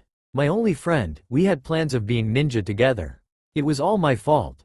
If I would have just stayed away from her, she would still be alive. Naruto broke down and Kurenai wrapped him into a hug. It's okay, Naruto-kun. It's okay, Kurenai told Naruto as she led him over to one of the stumps in the cave. Leaning back against the stump, she pulled Naruto down and put his head in her lap, playing with his hair and wiping the tears from her face. I can't believe Naruto-kun has been through something like that. When he was only 4, no less. Kurenai was interrupted from her though as she heard Naruto speak. Kurenai-chan, it's best to stay away from. People close to me only get hurt. Naruto spoke sadly. Kurenai shook her head. No, Naruto-kun, I will not leave you. I'm sorry that something like that happened to you, but I'll be here for you. I won't abandon you. Kurenai spoke softly, but with her voice held determination, showing she would never go back on her word. Naruto looked at her for a minute and gave a soft smile. Kurenai-chan, I believe that you will learn my whole life story. I'm glad that you and I will be friends. Naruto spoke truthfully with the tears ending. Kurenai gave a soft smile and nod. Naruto, I'll be here for you. If you need somebody to talk to, come to me. If you need somebody to train with, ask me. If you just want to spend some time with me, don't be afraid to come to Training Ground 8. I'll give you the directions some other time. For now, just rest. Kurenai said with a smile. Naruto nodded and from how comfortable he was fell asleep. That should not happen to anybody, but that's all going to change. I won't let you be alone anymore, Naruto. I'll be there for you no matter what. Kurenai thought to herself as she looked down and smiled at the sleeping blonde. Time skip, 4 weeks. Naruto and Kurenai continued to get closer and closer until one day Naruto had decided to tell Kurenai who he truly was and how powerful he was. Kurenai didn't believe him at first, but with the help of Narumi, Kurenai quickly had her doubts cancelled. Naruto was trying to convince Kurenai who his senseis were and just how he got so strong. It wasn't until Narumi told Naruto to touch Kurenai on the forehead that she believed. Narumi gave Kurenai glimpses of Naruto's memories with a narration explaining to her that everything Naruto is telling her was true. Unknown to Naruto, Narumi told Kurenai that Naruto had grown feeling for her and that if Kurenai didn't return those feelings to let him down easy, for if she didn't, Narumi would somehow escape and unleash havoc upon her. Kurenai responded with she had been growing feeling for Naruto and she would return them soon. Kurenai and Naruto were heading back to the village because Naruto had to return to the academy and Kurenai had to return to her team. As Naruto and Kurenai neared the village, Kurenai suddenly grabbed Naruto, pinned him to a tree, frightening Naruto. Kurenai smiled warmly, something that she had been doing quite a lot for being called the Ice Queen of Konoha. Kurenai stared into the cerulean eyes that had captured her in the last few weeks. Kurenai leaned down slowly while wrapping her arms around Naruto's shoulders. Slowly she inched closer to Naruto's lips. Naruto, who was frightened at first by her actions, were too stunned now to do anything and just let Kurenai continue her course. Kurenai finished the travel and kissed Naruto with passion and emotion. Naruto was dazed by the kiss, but quickly recovered himself and quickly wrapped his arms around her waist and kissed back, matching the passion and the emotion. After the need for breath had become too great, they separated, panting for breath. Kurenai gave Naruto a shy smile while Naruto gave her a quick kiss on the lips. "I've been wanting to do that," Naruto admitted while hugging her closer to him. "Me too," Kurenai stated shyly while laying her head on his chest. Hiruzen Sarutobi, who had been watching on his crystal ball, smiled so widely it seemed it would split his face. "I'm glad for you, Naruto. I'll have to speak to you later about what you trained on, but for now I think I'll leave two alone," Hiruzen thought to himself as he shut off his crystal ball. "Naruto-kun, I know that it might be hard, but if you want to have a relationship then we'll have to wait until you become a Chunin." Kurenai spoke with sadness, but also hope, as she really wanted to be with Naruto. "Kurenai-chan," Naruto whispered as he took a hand and wiped some of Kurenai's hair that had fallen in her face to behind her ear.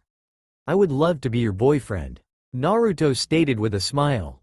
Kurenai let her nervousness pass at hearing those words and quickly captured Naruto's lips for another passionate kiss, in which Naruto returned immediately. After parting, they just stood against the tree Naruto had been forcefully pushed up against. "Kurenai-chan, why do we have to wait until I'm a Chunin? Are you embarrassed of me?" Naruto asked, mock pouting. Kurenai looked up, afraid she had offended or hurt the boy no man that she had grown so fond of in the past weeks. Seeing that he was only kidding, slapped his shoulder playfully, which got a smile out of them both. "Well, Naruto-kun, seeing as how you're still only an academy student, I could technically be put in jail for having a relationship with a minor." "Kurenai-chan, we have done anything intimate yet?" Naruto whispered in her ear with a foxy grin. Kurenai blushed and once again slapped his shoulder a bit more forcefully. "Pervert, you're lucky I like you so much." "I know, but even so it could still be very bad. Then when you're a genin it would make a lot of noise and we would more than likely be forced to split," Kurenai said with frown. "But as a Chunin we won't have to hide our relationship. This sucks, I know, but I would rather us not split up because of annoyances. I'm sorry we have to wait to make it public, but please you must understand, don't be mad."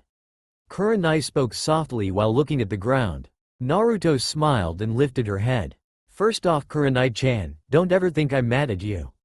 Secondly, I understand perfectly. Thirdly, can we still make public if I become a Junin? I mean, you did say Chunin.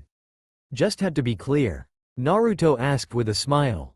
Kurenai smiled. "Naruto-kun, of course it counts."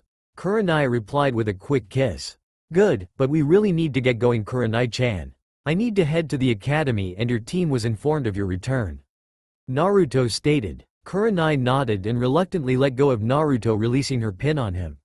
"Fine, Naruto-kun." Naruto smiled. "Watch this," Naruto spoke as he grabbed Kurenai, held by her waist, and activated his dujutsu.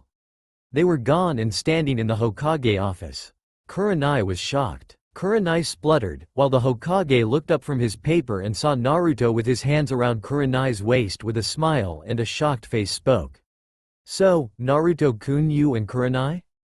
Must say that I'm kinda surprised. I saw you guys kiss through this, but didn't expect you to be so public with the relationship." Sarutobi asked them while he lifted the crystal ball up. Naruto quickly deactivated his dujutsu, not wishing to get caught with one of the most powerful and rare dujutsus in the world. "Gigi, don't spy on me, pervert," Naruto stated with his eye twitching at hearing his Gigi had seen them kiss. Kurenai blushed, but still was shocked from what just happened. "Naruto-kun, what just happened?" Kurenai asked. "Yes, Naruto, how did you make it in my office without me noticing?" Sarutobi asked. Naruto smiled at Kurenai and quickly flashed his dujutsu. Kurenai understood immediately, but was still shocked. While Naruto looked at Sarutobi and spoke. "Well, Gigi, you see. It's a secret," he answered with a smile. "I'll tell you about my training later, right now I have to get to the academy." Naruto continued. "Oh no you don't. I had Anko pick up some clothes for you, you're coming with me," Kurenai demanded as she shunshined to her house. Naruto and Kurenai appeared in Kurenai's living room. Kurenai pushed Naruto down on a couch and told him to stay. Kurenai went to her room and grabbed a pair of clothes that would flatter Naruto. Rushing back to the living room, she handed him a black muscle shirt with a red Uzumaki symbol on it and a red nine-tailed fox on his side. Kurenai then handed him dark gray pants that had black lines on the sides coming from his ankle to his hip. Kurenai then handed him a pair of boxers and new ninja sandals. They were black. Naruto accepted the gifts and gave Kurenai a quick kiss. "You don't have to act the part of the village idiot anymore, Naruto-kun," Kurenai stated with a smile. Naruto quickly ditched his jacket and his undershirt, which was replaced with his new black muscle shirt. Kurenai left the living room to allow Naruto to quickly change. Naruto shed his sandals, pants, and underwear, quickly replacing them all with the gifts Kurenai had gotten for Naruto. Naruto snuck into the kitchen where he quickly turned Kurenai and gave her a deep kiss. "Thanks, Kurenai-chan," Naruto said with a smile as he noticed Kurenai looked a little dazed. Kurenai regained her composure. "You're welcome, Naruto-kun. I have some more clothes for you, but hurry up and head to the academy. It should be interesting this year," Kurenai stated with a huge smile. Naruto returned the smile and gave Kurenai another quick kiss. "See ya, Kurenai-chan," Naruto said. Naruto stepped back and shunshined to academy bathroom. "This year should definitely be interesting," Naruto spoke to himself. Naruto returned the smile and gave Kurenai another quick kiss. "See ya, Kurenai-chan," Naruto said. Naruto stepped back and shunshined to academy bathroom. "This year should definitely be interesting," Naruto spoke to himself. Naruto walked out of the bathroom and looked out down both ends of the hall. "I can't believe I have to do this again," Naruto spoke to himself while sighing. "Might as well get over it. Not like I can do anything about it now," Naruto thought to himself. Naruto walked down the hall that led to his classroom. Reaching the classroom, Naruto took a deep breath. Entering the room, he could see about 30 kids in the class, instantly recognizing Hanabi and Konohamaru. Naruto walked over to Iruka to say hello. "What's up, Iruka-sensei?" Naruto asked. Iruka turned around smiling as he heard the voice of a child he had high hopes for. "Naruto, how have you been?" Iruka asked as he took in Naruto's new appearance. The class stopped their conversations and looked down to see a boy talking to their sensei. "Hey, Iruka-sensei, who is that?" a girl with carrot orange hair asked. "Well, Moegi, this is Naruto.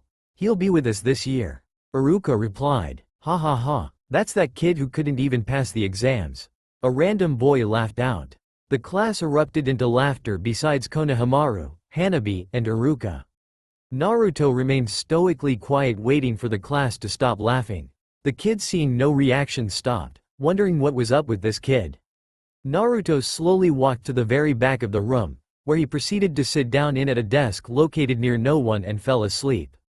Iruka sighed. "Yap, gonna be a long year for you, Naruto," Iruka thought to himself. Iruka started roll call while checking anybody he knew was there off.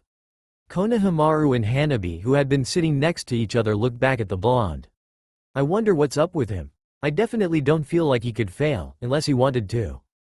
Konohamaru whispered to Hanabi, to which she nodded in agreement. "Doesn't matter, I'll beat him and show him who is the best in this class." Hanabi whispered back, to which Konohamaru rolled his eyes. "Yeah, sure you are. What happened to me? I thought we were rivals, because as I recall you haven't really beaten me in anything." Konohamaru whispered with a chuckle. Hanabi stayed quiet, just looking at Naruto. Iruka had finished the roll call. "Alright class, this is a question for your opinion. There is no right or wrong answer, I want you all to answer it truthfully," Iruka stated loudly so everybody could hear. "Who do you think is the most powerful Hokage?" Iruka asked. Iruka got many answers, mostly the third or the fourth. Hanabi answered fourth, in which Iruka sighed, and then Konohamaru answered third, which was expected, but Iruka still was disappointed. The point of this question is to get them to think about the question and discover what makes them strong and weak. No Hokage is truly stronger than the other. Sure, the fourth is clearly more powerful than the second, but the point is, if you were to all put them in their prime, they would all have different advantages, but ultimately it would all come to play out on what type of terrain they were fighting on and what mindset they were in.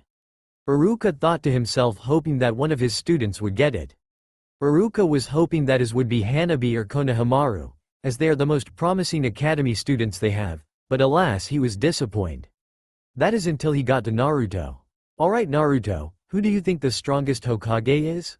Iruka asked. Naruto looked to be asleep and Iruka was about to yell at him, until he heard Naruto speak.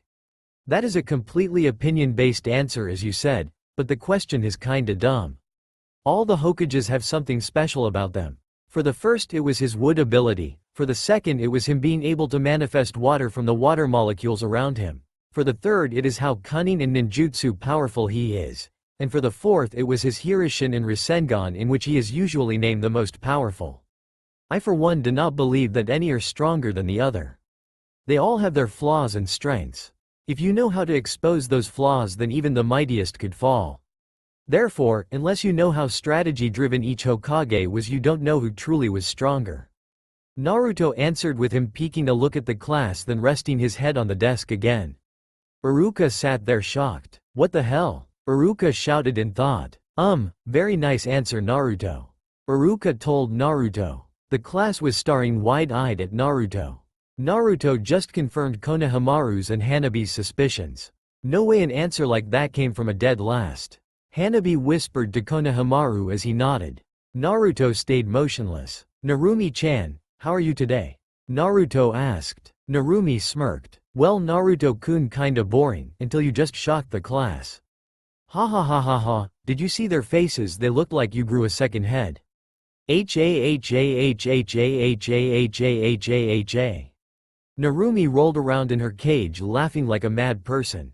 Wiping a tear that had come from excessive laughing Narumi got serious. Naruto-kun, you know that you are only supposed to somewhere near the middle of the class. So don't be getting all philosophical on the class.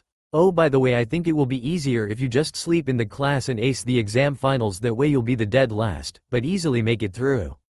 Narumi gave her advice. Oh, come on Narumi-chan. Why can't I just the rookie of the year? I'm sick of holding back.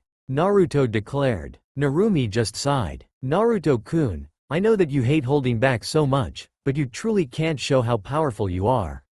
How is it gonna look when Kurenai is looking for you and finds that you were kidnapped? Do you want Kurenai to be all alone?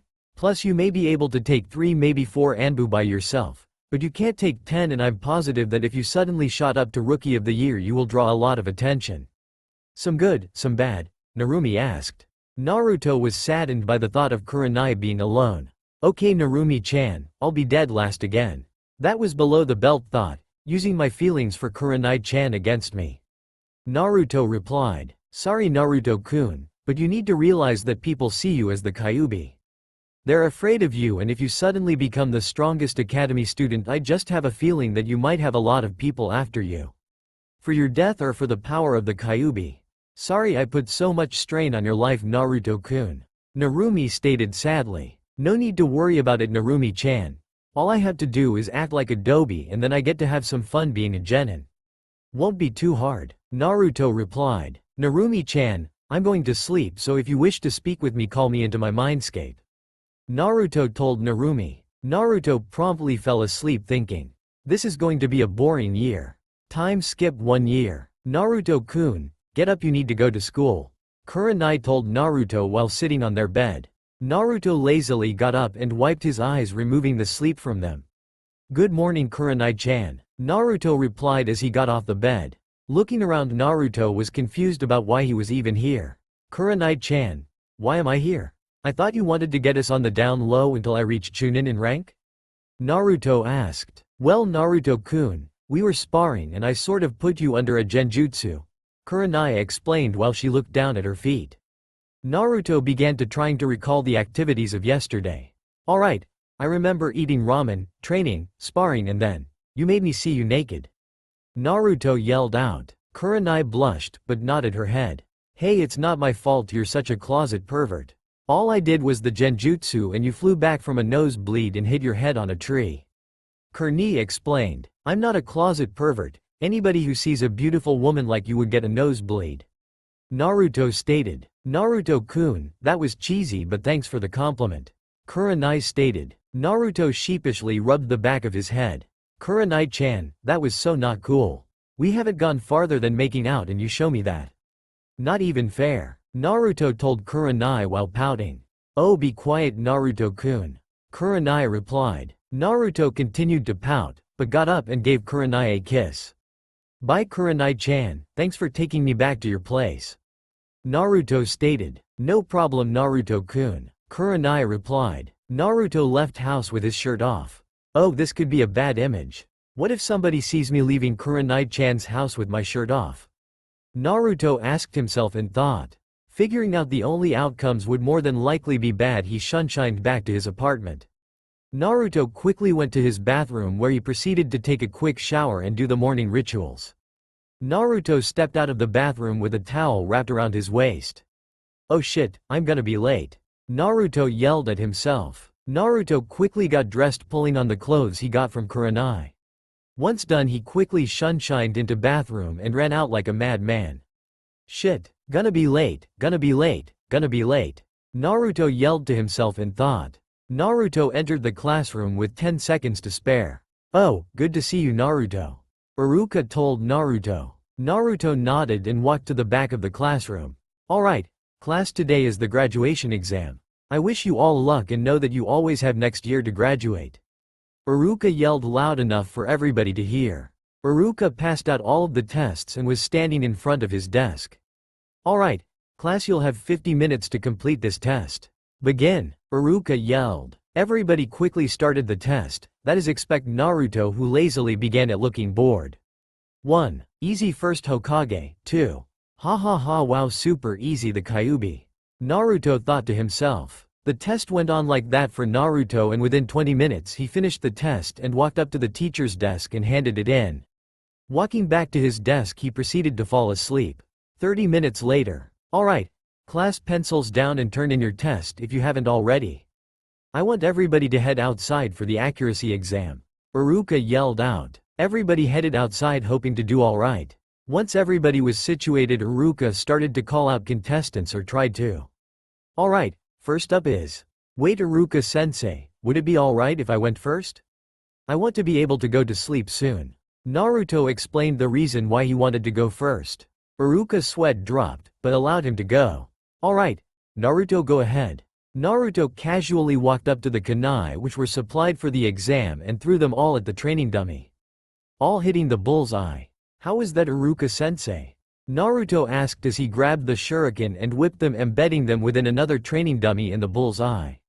Naruto casually walked back to the tree he had been sleeping under last year and sat down. Iruka was shocked, as was the rest of the class. Naruto, perfect score. Nobody has done that since Itachi Uchiha. Iruka stated while having his jaw to the ground.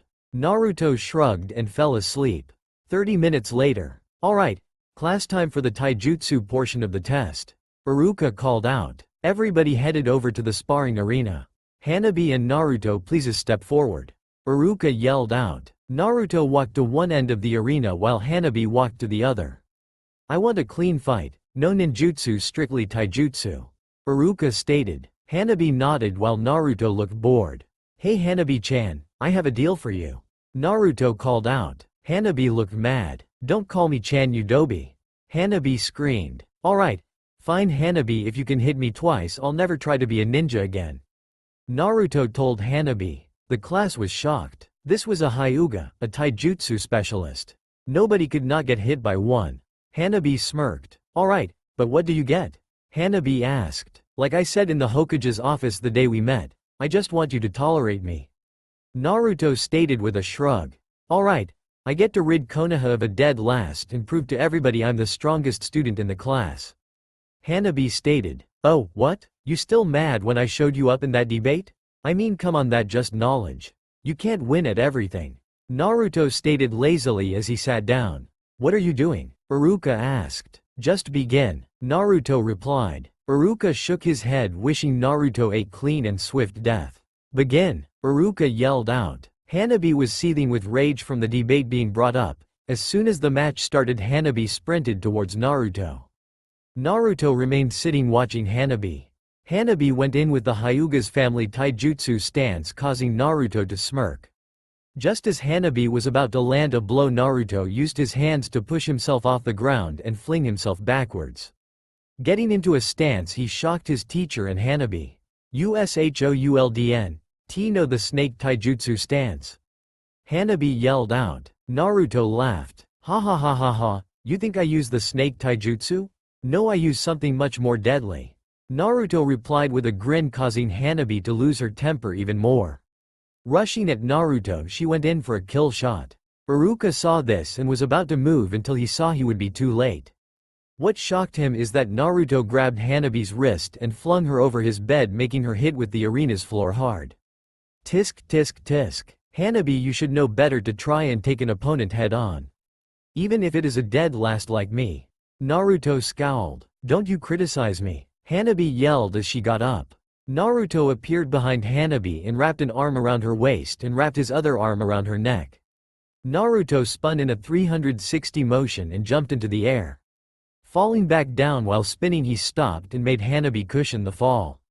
Iruka-sensei, I suggest you call the match. Naruto called out. Naruto got up and picked up Hanabi bridal style. W. Winner is Naruto Uzumaki. Iruka yelled out. The class was silent as Naruto parted through the crowd with a beat-up Hanabi in his arms. Naruto sat down against his favorite tree with Hanabi in his lap, her head leaning on his shoulder. Naruto, get me off your lap now. Hanabi whispered furiously. Listen to me, Hanabi, you must stay still. I am going to do a healing jutsu on you. I'm sorry, but it seems I broke your arms when we impacted. Naruto explained. Naruto began to the healing jutsu. The jutsu was red-colored and slightly frightened Hanabi. But she quickly got over it as the pain in her left arm was receding. Thank you, Naruto. Hanabi whispered. It's not a problem, we're both going to be Konoha ninja, so we might as well help each other out. Naruto whispered back. Hanabi got nervous. Naruto, can I get off your lap now? Hanabi asked. Wow, the daughter of Lord Hyuga is not acting like a noble? Why is that? Is it because you're sitting on a boy's lap? Naruto teased. Hanabi blushed and slid off of Naruto's lap. Shut up, Hanabi whispered. Hanabi's blush receded and she got to thinking. Naruto, why are you the dead last? I mean, I don't know you very well, but you are far stronger than you appear. Hanabi whispered. Naruto sighed. Ah, so you noticed. I'll explain it to you if we become good friends, other than that I can't tell you. Naruto whispered. Hanabi looked sad. Naruto, I'm sorry. Hanabi stated. Hanabi, what are you sorry for? Naruto asked, confused. Well, for everything. I have belittled you this year, scolded you for acting dumb, and finally I'm sorry for calling you dead last all those times. Hanabi whispered quietly. Naruto, I just don't know how to deal with new people who want to be my friend. I grew up in the Hyuga compound. I only have one friend and that's Konohamaru. Hanabi spoke quietly. Hanabi, it's fine. Apology is accepted. Let's just sit here and wait for the next portion of the test. Naruto stated, to which Hanabi nodded in agreement. 40 minutes later. Alright, class, it's time for the ninjutsu portion. Head inside. Iruka yelled out. Hanabi and Naruto headed inside where they sat together in the back of the class. Konohamaru looked around the classroom and spotted Hanabi with Naruto, walking to the back of the classroom with a confused look on his face. Hanabi, I thought you hated Naruto? Konohamaru asked. No, I don't, Konohamaru, I don't know. I think we're friends now. Are we friends, Naruto? Hanabi asked hopefully. Naruto turned to Hanabi with a smile. Of course we are, Hanabi. Naruto exclaimed. Hanabi and Konohamaru both smiled. Hanabi forgetting a new friend and Konohamaru seeing that Hanabi made a new friend. Konohamaru, how did you do? Naruto asked. I did alright. I won if that's what you're asking. Konohamaru stated. Naruto gave a thumbs up and a smile, while Hanabi just gave a smile. Nice. Naruto stated. Iruka walked into the classroom to see Konohamaru sitting down by Naruto with Hanabi on the other side of Naruto. Smiling, Iruka called out. Naruto Uzumaki, you will be the first up, for the Hokage sent a messenger and he wishes to talk to you. Iruka yelled out. Naruto got a confused look on his face, but headed down to Iruka. Alright, Iruka-sensei, let's get this going, Naruto exclaimed with enthusiasm. Iruka smiled and nodded. Alright Naruto, just do the Henge no Jutsu, the substitution jutsu, and the clone jutsu. Iruka told Naruto. Naruto nodded and started with the Henge no Jutsu. Going through hand signs quickly, Naruto yelled out, Henge no Jutsu. In Naruto's place there stood the third Hokage. Good Naruto. Iruka encouraged. Naruto released the henge and immediately started on the substitution jutsu. Going through hand signs, substitution jutsu. In Naruto's place stood the third Hokage giggling perversely with an orange book in his hand. Iruka's sweat dropped. Hokage-sama, Iruka called out. The Hokage looked up and blushed. Oh Iruka, how are you today? Sarutobi asked. Hokage-sama, I never realized that you were a closet pervert. Iruka stated. Sarutobi's sweat dropped and was about to respond, but was replaced with Naruto. So Iruka-sensei, how did you like my closet pervert grandfather? Naruto asked as Konohamaru burst out laughing. Naruto smiled and rubbed the back of his head. Naruto, don't do that again please. Iruka pleaded. Naruto nodded his head and started on the clone jutsu. Clone jutsu. Naruto yelled out, which produced two sickly-looking clones. Iruka and Naruto's sweat dropped. Iruka was about to fail him until Naruto screamed out. Oh fuck this. Naruto put his hand in all too well-known hand sign. Shadow clone jutsu. Naruto yelled out and there stood 20 Narutos. Iruka gasped. No way. Iruka yelled with his jaw almost touching the ground. Alright. Iruka-sensei, I'll just take this and be on my way. Naruto stated as he released the clones and grabbed the headband. Naruto ran out of the classroom. Iruka just stood there in shock. Eventually he came back. Alright, Hanabi, you're up. Iruka yelled out. Naruto was out of the classroom and down the street until he slowed down to a walk.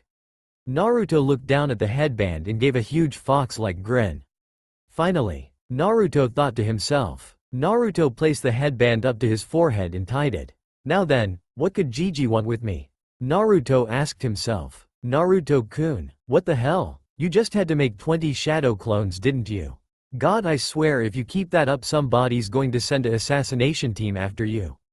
Narumi scolded. Naruto nodded sheepishly. Sorry Narumi-chan. Naruto replied. Walking down the street heading towards the Hokage's office, Naruto just couldn't help but wonder what awaited him.